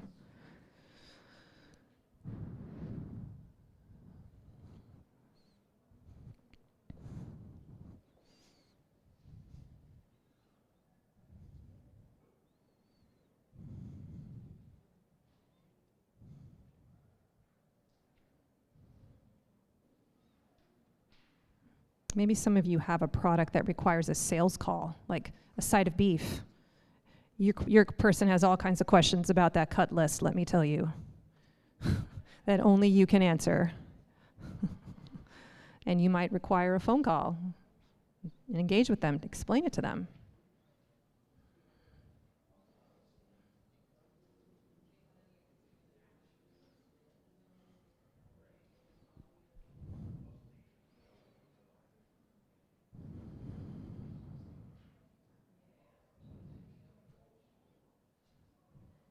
How are we doing? Can I keep moving? All right. I feel like many of you probably have those pieces kind of in place. All right. The subscribe phase. This is where we are capturing people's email address. Now, I want to try and help you figure out a way to get their email. Okay, first of all, let's just say this. Like, I don't have a good example. You could just have like a thing on your website that says, subscribe to my newsletter. That is an easy thing. Like, you can all do that. If you don't want to work hard and think about like a cool lead magnet, you can at least put something on your website that's like, just get on my email list to be contacted with email updates. That's simple. Put that down for sure too, but like, let's brainstorm some other things to get our a cool lead magnet. So one way to do this is to identify your prospects' FAQs, frequently asked questions. So I want you to discuss in groups right now, what are the questions you get asked so often about your product, this one you've got a funnel for, and you were like, oh my God, what are they? Write them down in that box, because you might be able to create a lead-generating lead magnet around those questions. So just identify what they are right now. Take 2 minutes, 2-3 minutes, jot them down, and then talk about them.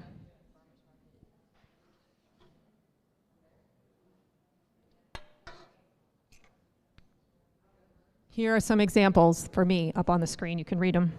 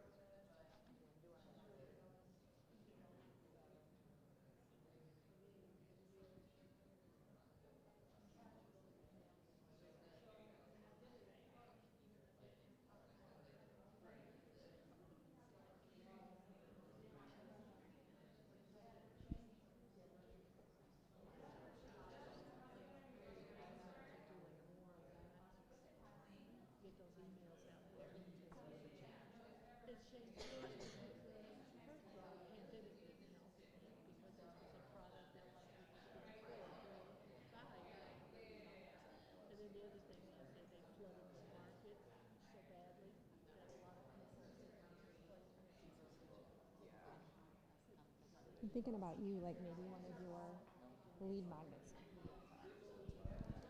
A PDF where you show case studies. You show like, this is the work I've done for this client. And you have 3 different types of clients, 2 types of houses based on the types of avatars you have, so they can see examples of work. And they can be like, oh my God, I love what you did with so-and-so's house. Can you do something like that for me? Because they maybe can't, and maybe the problem is they can't visualize, like, what could it even look like? And you could offer your design services in a way too. That's it. I haven't thought about that. I want to do a planting guide. Like, well, I think, but that's when You could try that one too. after they buy the tree. It's like, here's the follow-up. Like, I just But what's their first problem they have? They don't even know what it could be. So you could be like, look at this guide to see some ideas of what your house could look like. 3 different types of homes. That's a thought. That would be like, so that's answering an FAQ, right? Like I can't visualize what could the design even be? And then when we get this helps us find our subscribe lead magnet. So then we would make a document that would become like, subscribe to my guide to see examples of things I've made for clients. Give me your email address, and get started with your own design ideas, right? And then now they're willing to trade for that. Now you know that they're interested.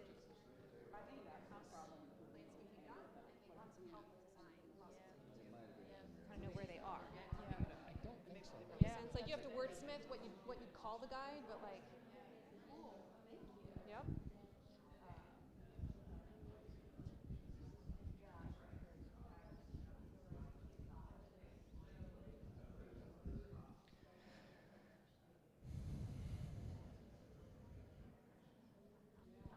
Okay, so what's your name again? Laura. So remember Laura, she sells plants or like landscaping stuff. So I just talked to her. I'm like, hey, I bet one of your FAQs for people before they meet with you or look at you is like, I just don't even know how my house could look. Like, what could a landscape design even look like? I think I know, but I'd love to see some examples. And so then the next step is like, hey, maybe you could turn that into a lead magnet. So what I just told her, what if you had a PDF guide of three of your designs that you share with them? Here's 3 different examples of my work for different types of homes, different scenarios, and you can get some ideas. Somebody be like, oh my God, that'd be so cool to see. And now she knows that they're potentially interested in landscape design too, right? So this is what the FAQ work does. It helps you identify the problem, and then you can create a thing to answer it that you gate behind an email gateway. What are some of the FAQs that you guys thought of? Just throw out a few. Somebody say something. Okay. Mm-hmm. Great. Anybody else? When's it ready? Yeah, you could make a mushroom schedule, like a little, like, if you sort of know these are the varieties I do, maybe they want to know the varieties. Ugh.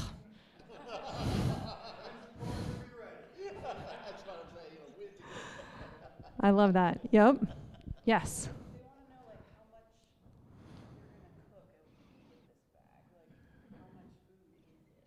Mm-hmm.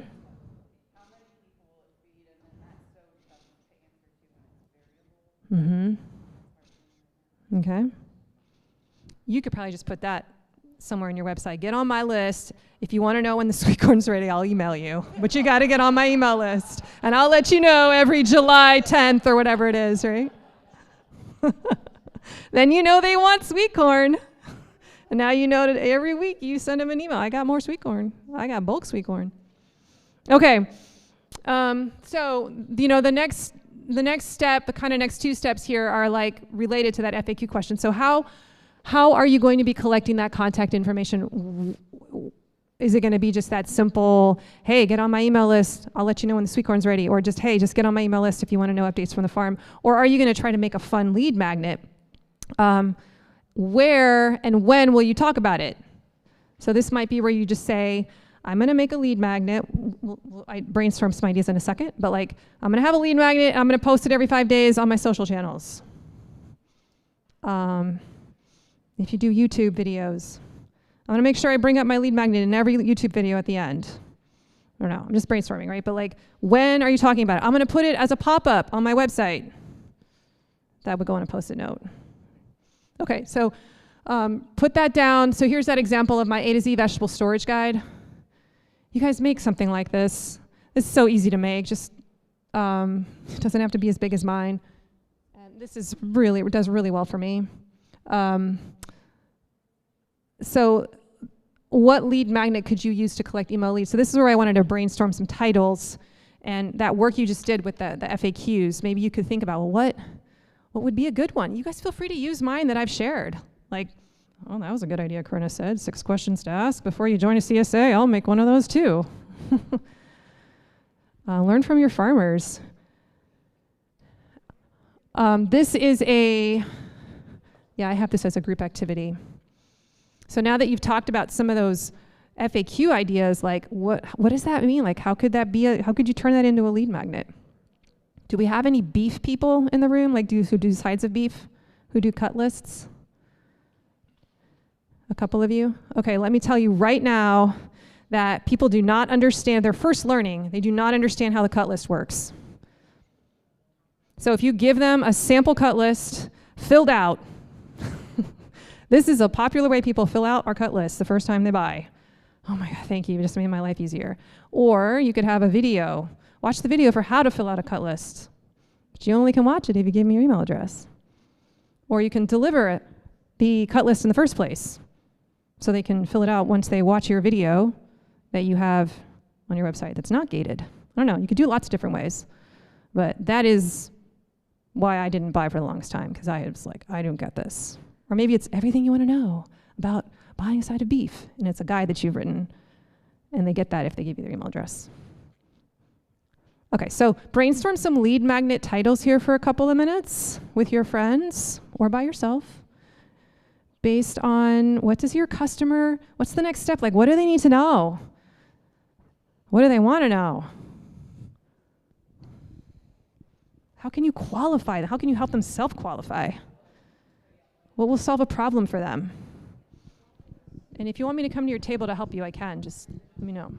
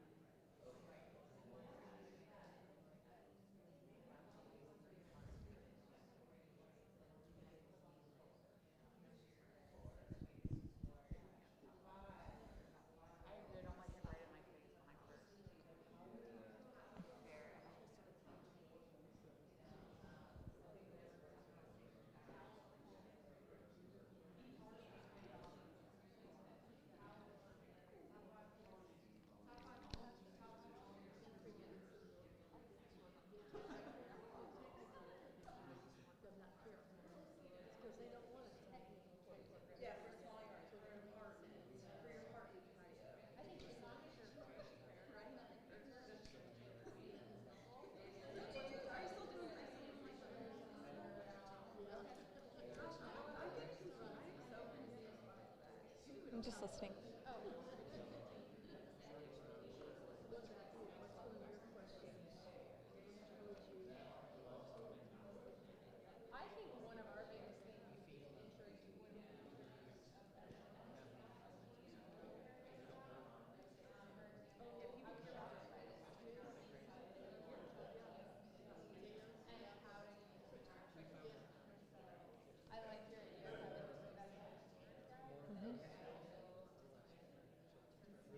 Don't get ahead of yourself.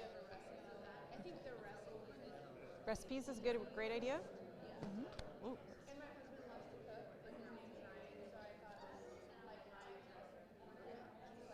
Farmer Ryan's top recipe suggestions, or favorite recipes from farmer whatever. Heirloom vegetable or heirloom recipes, family favorites. No. Now they're going to feel like they're getting secrets from the farm archives.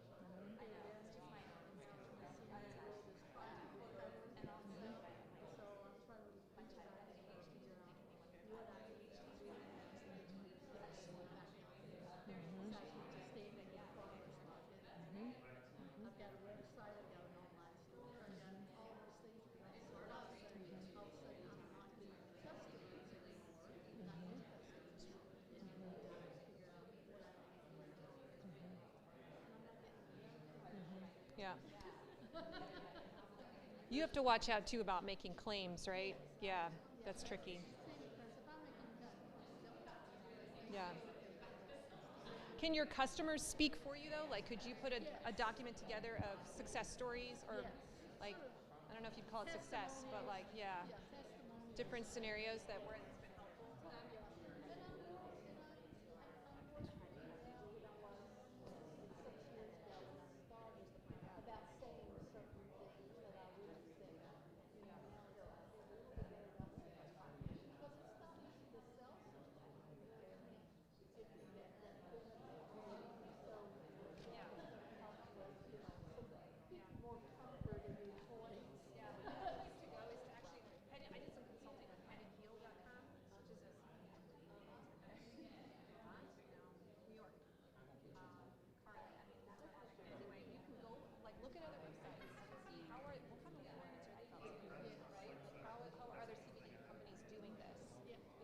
They are.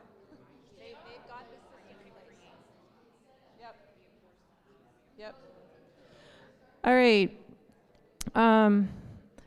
I just want to bring up a quick point that I just chatted with them over here. Another place you can go to get ideas is to like scope out your competition or scope out other businesses. So I just told her, hey, go look at another CBD oil company. Like, I know of one called headandheal.com that I did some consulting with. I'm like, see what they're doing. And they've got a great lead magnet. So they have a quiz that they use to help people figure out like what is my problem, which product might I be best for, right? And that's doing really well for them. So see what other people are using and just use that as a template. Okay, Excite. Let's move on to the next one. Oh no, not Excite, Convert. So this is where people are buying. What are you going to ask people to buy first? And how are you going to pitch it? So what I guess I'm looking for here is, this is not going to take you too long, but just decide, are you going to splinter something off, or are you going to like, no, I'm going to pitch my main offer.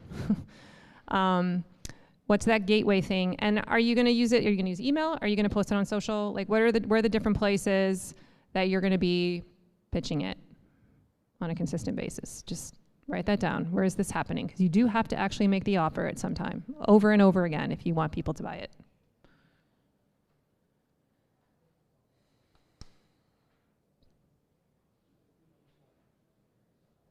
This is just on your own.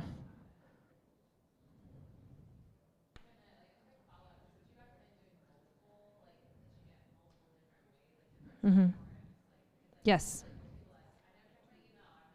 Yes. Yeah. Are you going to use texting? Are you going to explore SMS texting? Are you going to put it on Instagram? Are you going to do it in a story? Every week I'm going to do a story where I pitch the weekly special on Thursdays. I'm going to make a weekly special. Maybe you haven't even gotten there yet. Like, oh, I need to have a weekly special every week. That changes. That's my new strategy.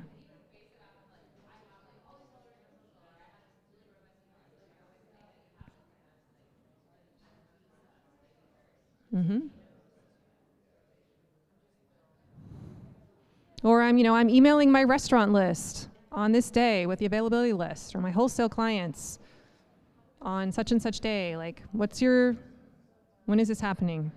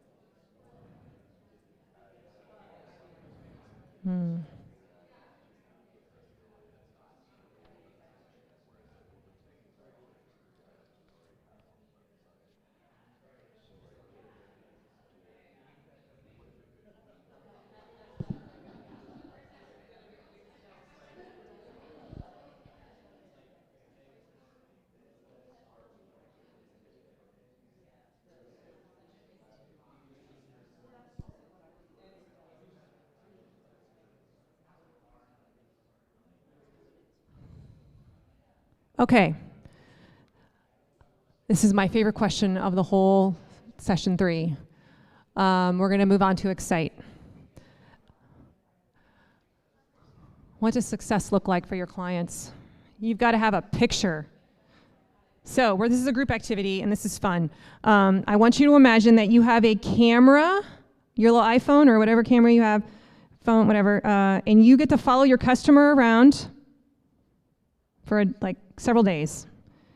And I want you to take a snapshot of the moment where you see their success happen, their moment, their transformation, their moment they actually want to have happen with your product. What does that moment look like?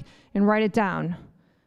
So like an example for me is the moment when my CSA client's daughter reaches for the kohlrabi sticks in the veggie platter at a family party or friend party. And everyone notices. And there's this moment for the mom. She's like, yeah, that's what it's about. What would those photos look like? Capture the feeling moment.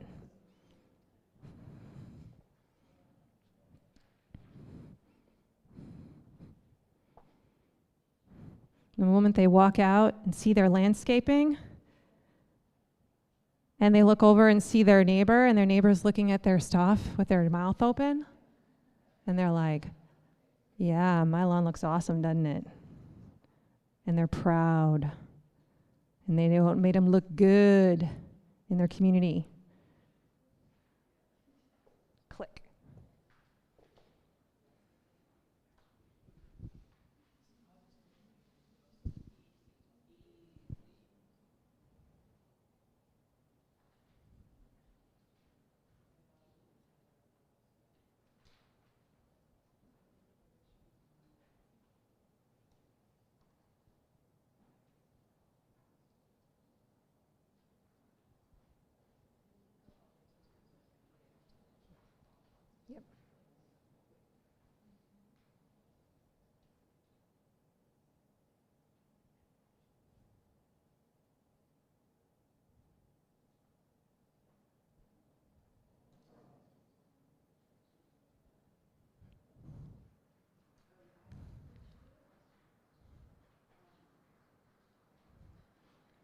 So these are the excite moments you want to create in your clients. You want to give them that click moment. So you're the guide. What do you have to provide for them as part of like onboarding or order fulfillment or just content so they have success? Because if you can give them success, you will retain the customer and they will buy again and they will start ascending your ladder. They will never leave you if you start to change their life. Okay, so this is where then you get at like, what are the mechanisms I need to build to make it more likely that those snapshot moments happen? If I give them a side of beef and they have no idea what to do with boiling beef and pig feet and whatever, like there's all these things sitting in their freezer that they from their food that they like, I don't know what this is, and they waste it and they throw it away. Like that's a problem. So how are you going to help them? That's an opportunity. So they're like, yeah, I just made something with pig feet. I don't even know what you can make with pig feet. It's got to be something. Soup, right? I think I put it in soup. Okay, so did you talk in your groups a little bit? What came up for you here? Talk just for like a couple minutes about what success looks like for you. Share an idea.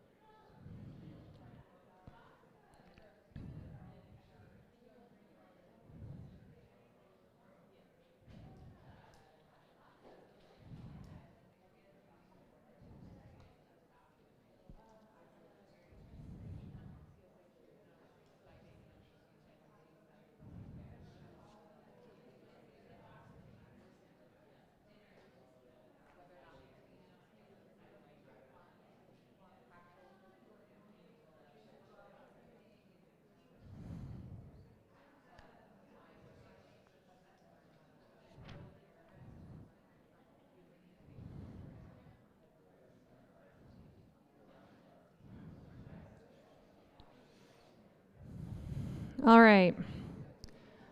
I want you to turn your workbook to the next two questions in your workbook. We're gonna skip them. What does your onboarding process look like after they buy?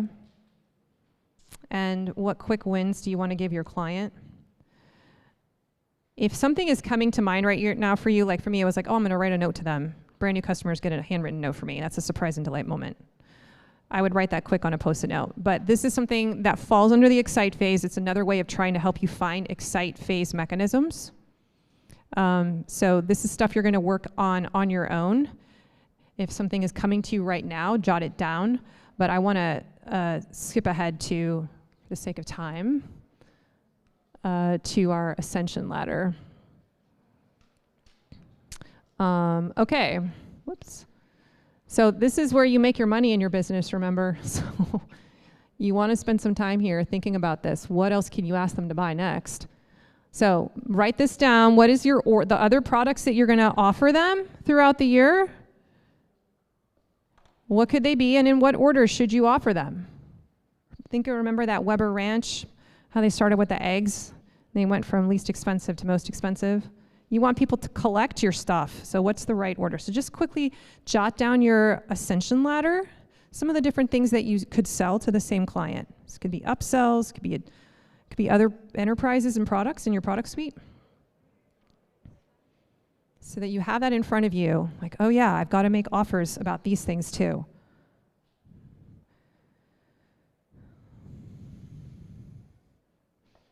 And maybe you need to come up with some ideas. Maybe you need to ask your clients what else they want from you.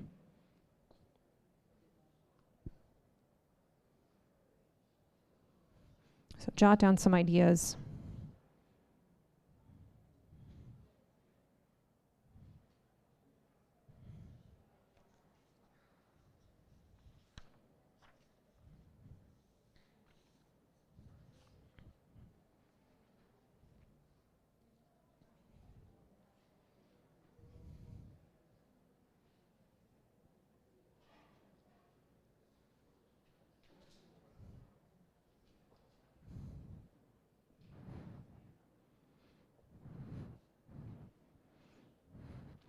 And maybe this is a product that just they buy every week, you know? They're like, well, I don't know, Corinna, they're just gonna come back to my farm stand and buy more corn. What do you want me to do?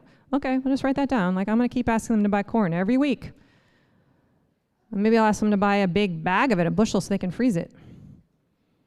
And I'll make sure I tell them about my tomatoes when those are ready, because maybe they like to can too.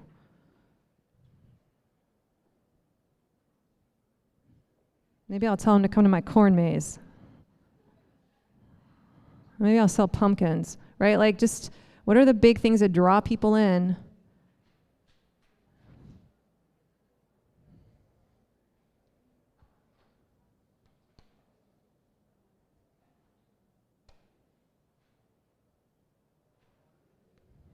Okay, we've got the last step, advocate.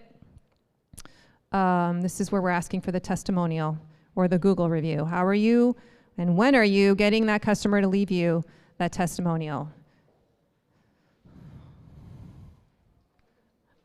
Jot down, like this just might be like, I'm gonna ask for Google reviews, okay? I'm gonna do it 4 times.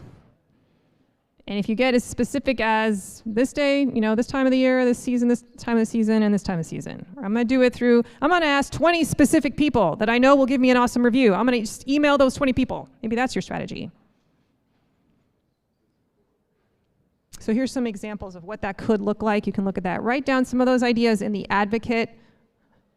We are on the next page in the workbook, which is, yeah, how and when are you getting your customers to write you a testimonial?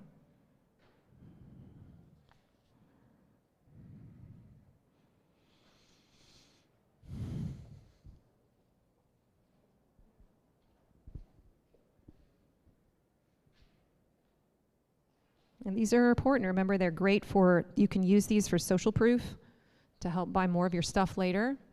People are looking for testimonials before they decide to buy, just so you know. So have it on your website.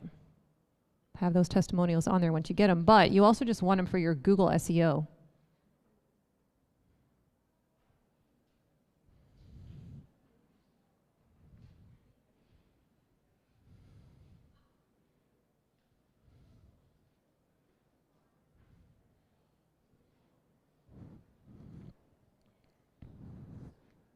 Okay.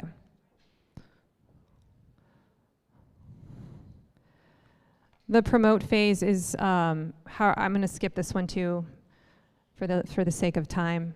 At this point, I want you to kind of look at all your post-its, and you're going to see a lot of them. And I want you to kind of pay attention to where do you have like a crazy cluster that's like too many? Where do you have not enough? Just do a quick sort of check, like, does this look about right? Like, is it balanced?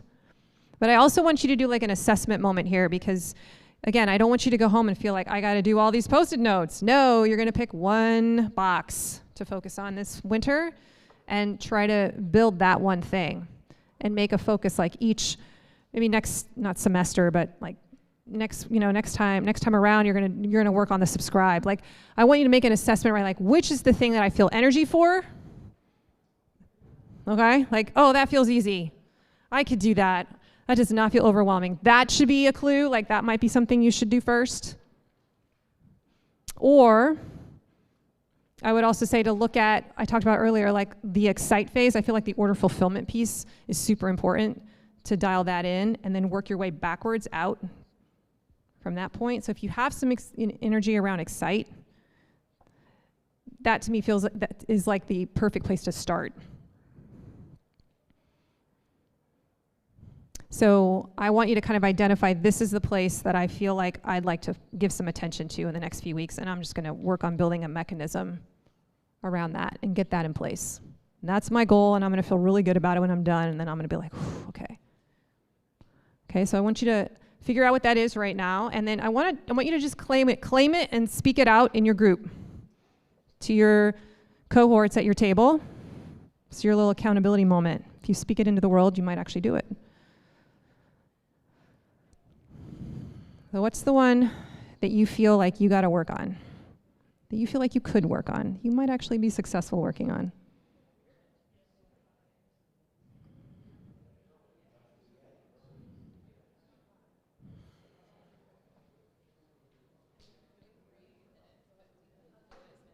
I'm pretty much done. Yeah, I'm pretty much done.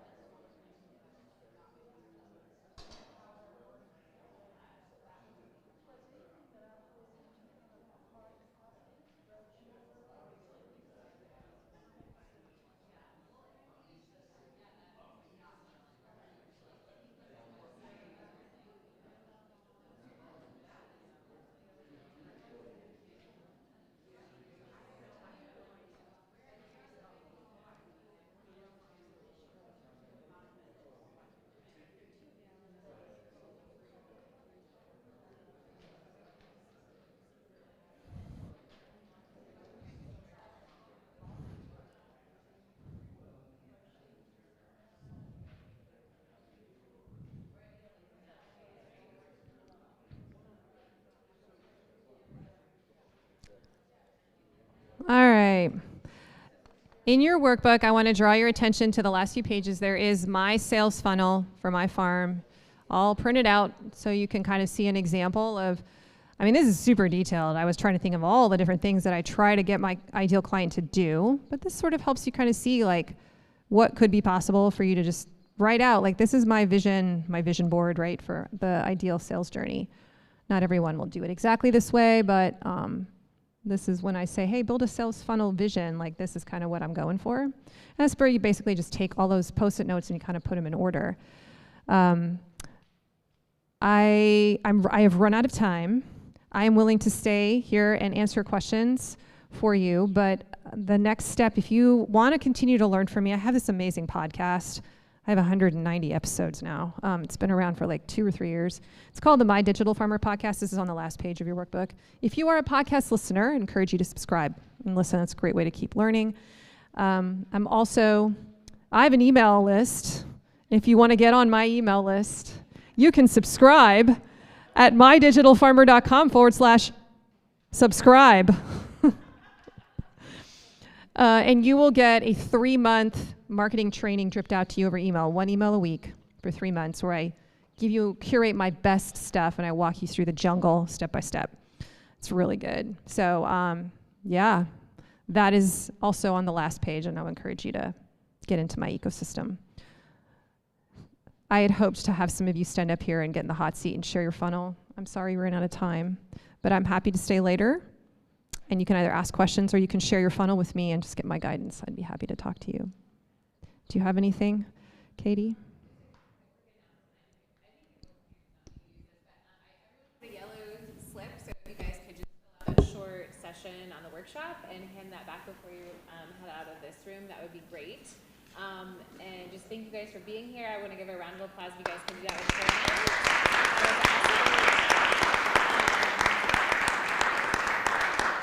Yeah, we're so excited to have you from Ohio, and she is presenting another session. So stay tuned for that if you guys are here on Saturday morning.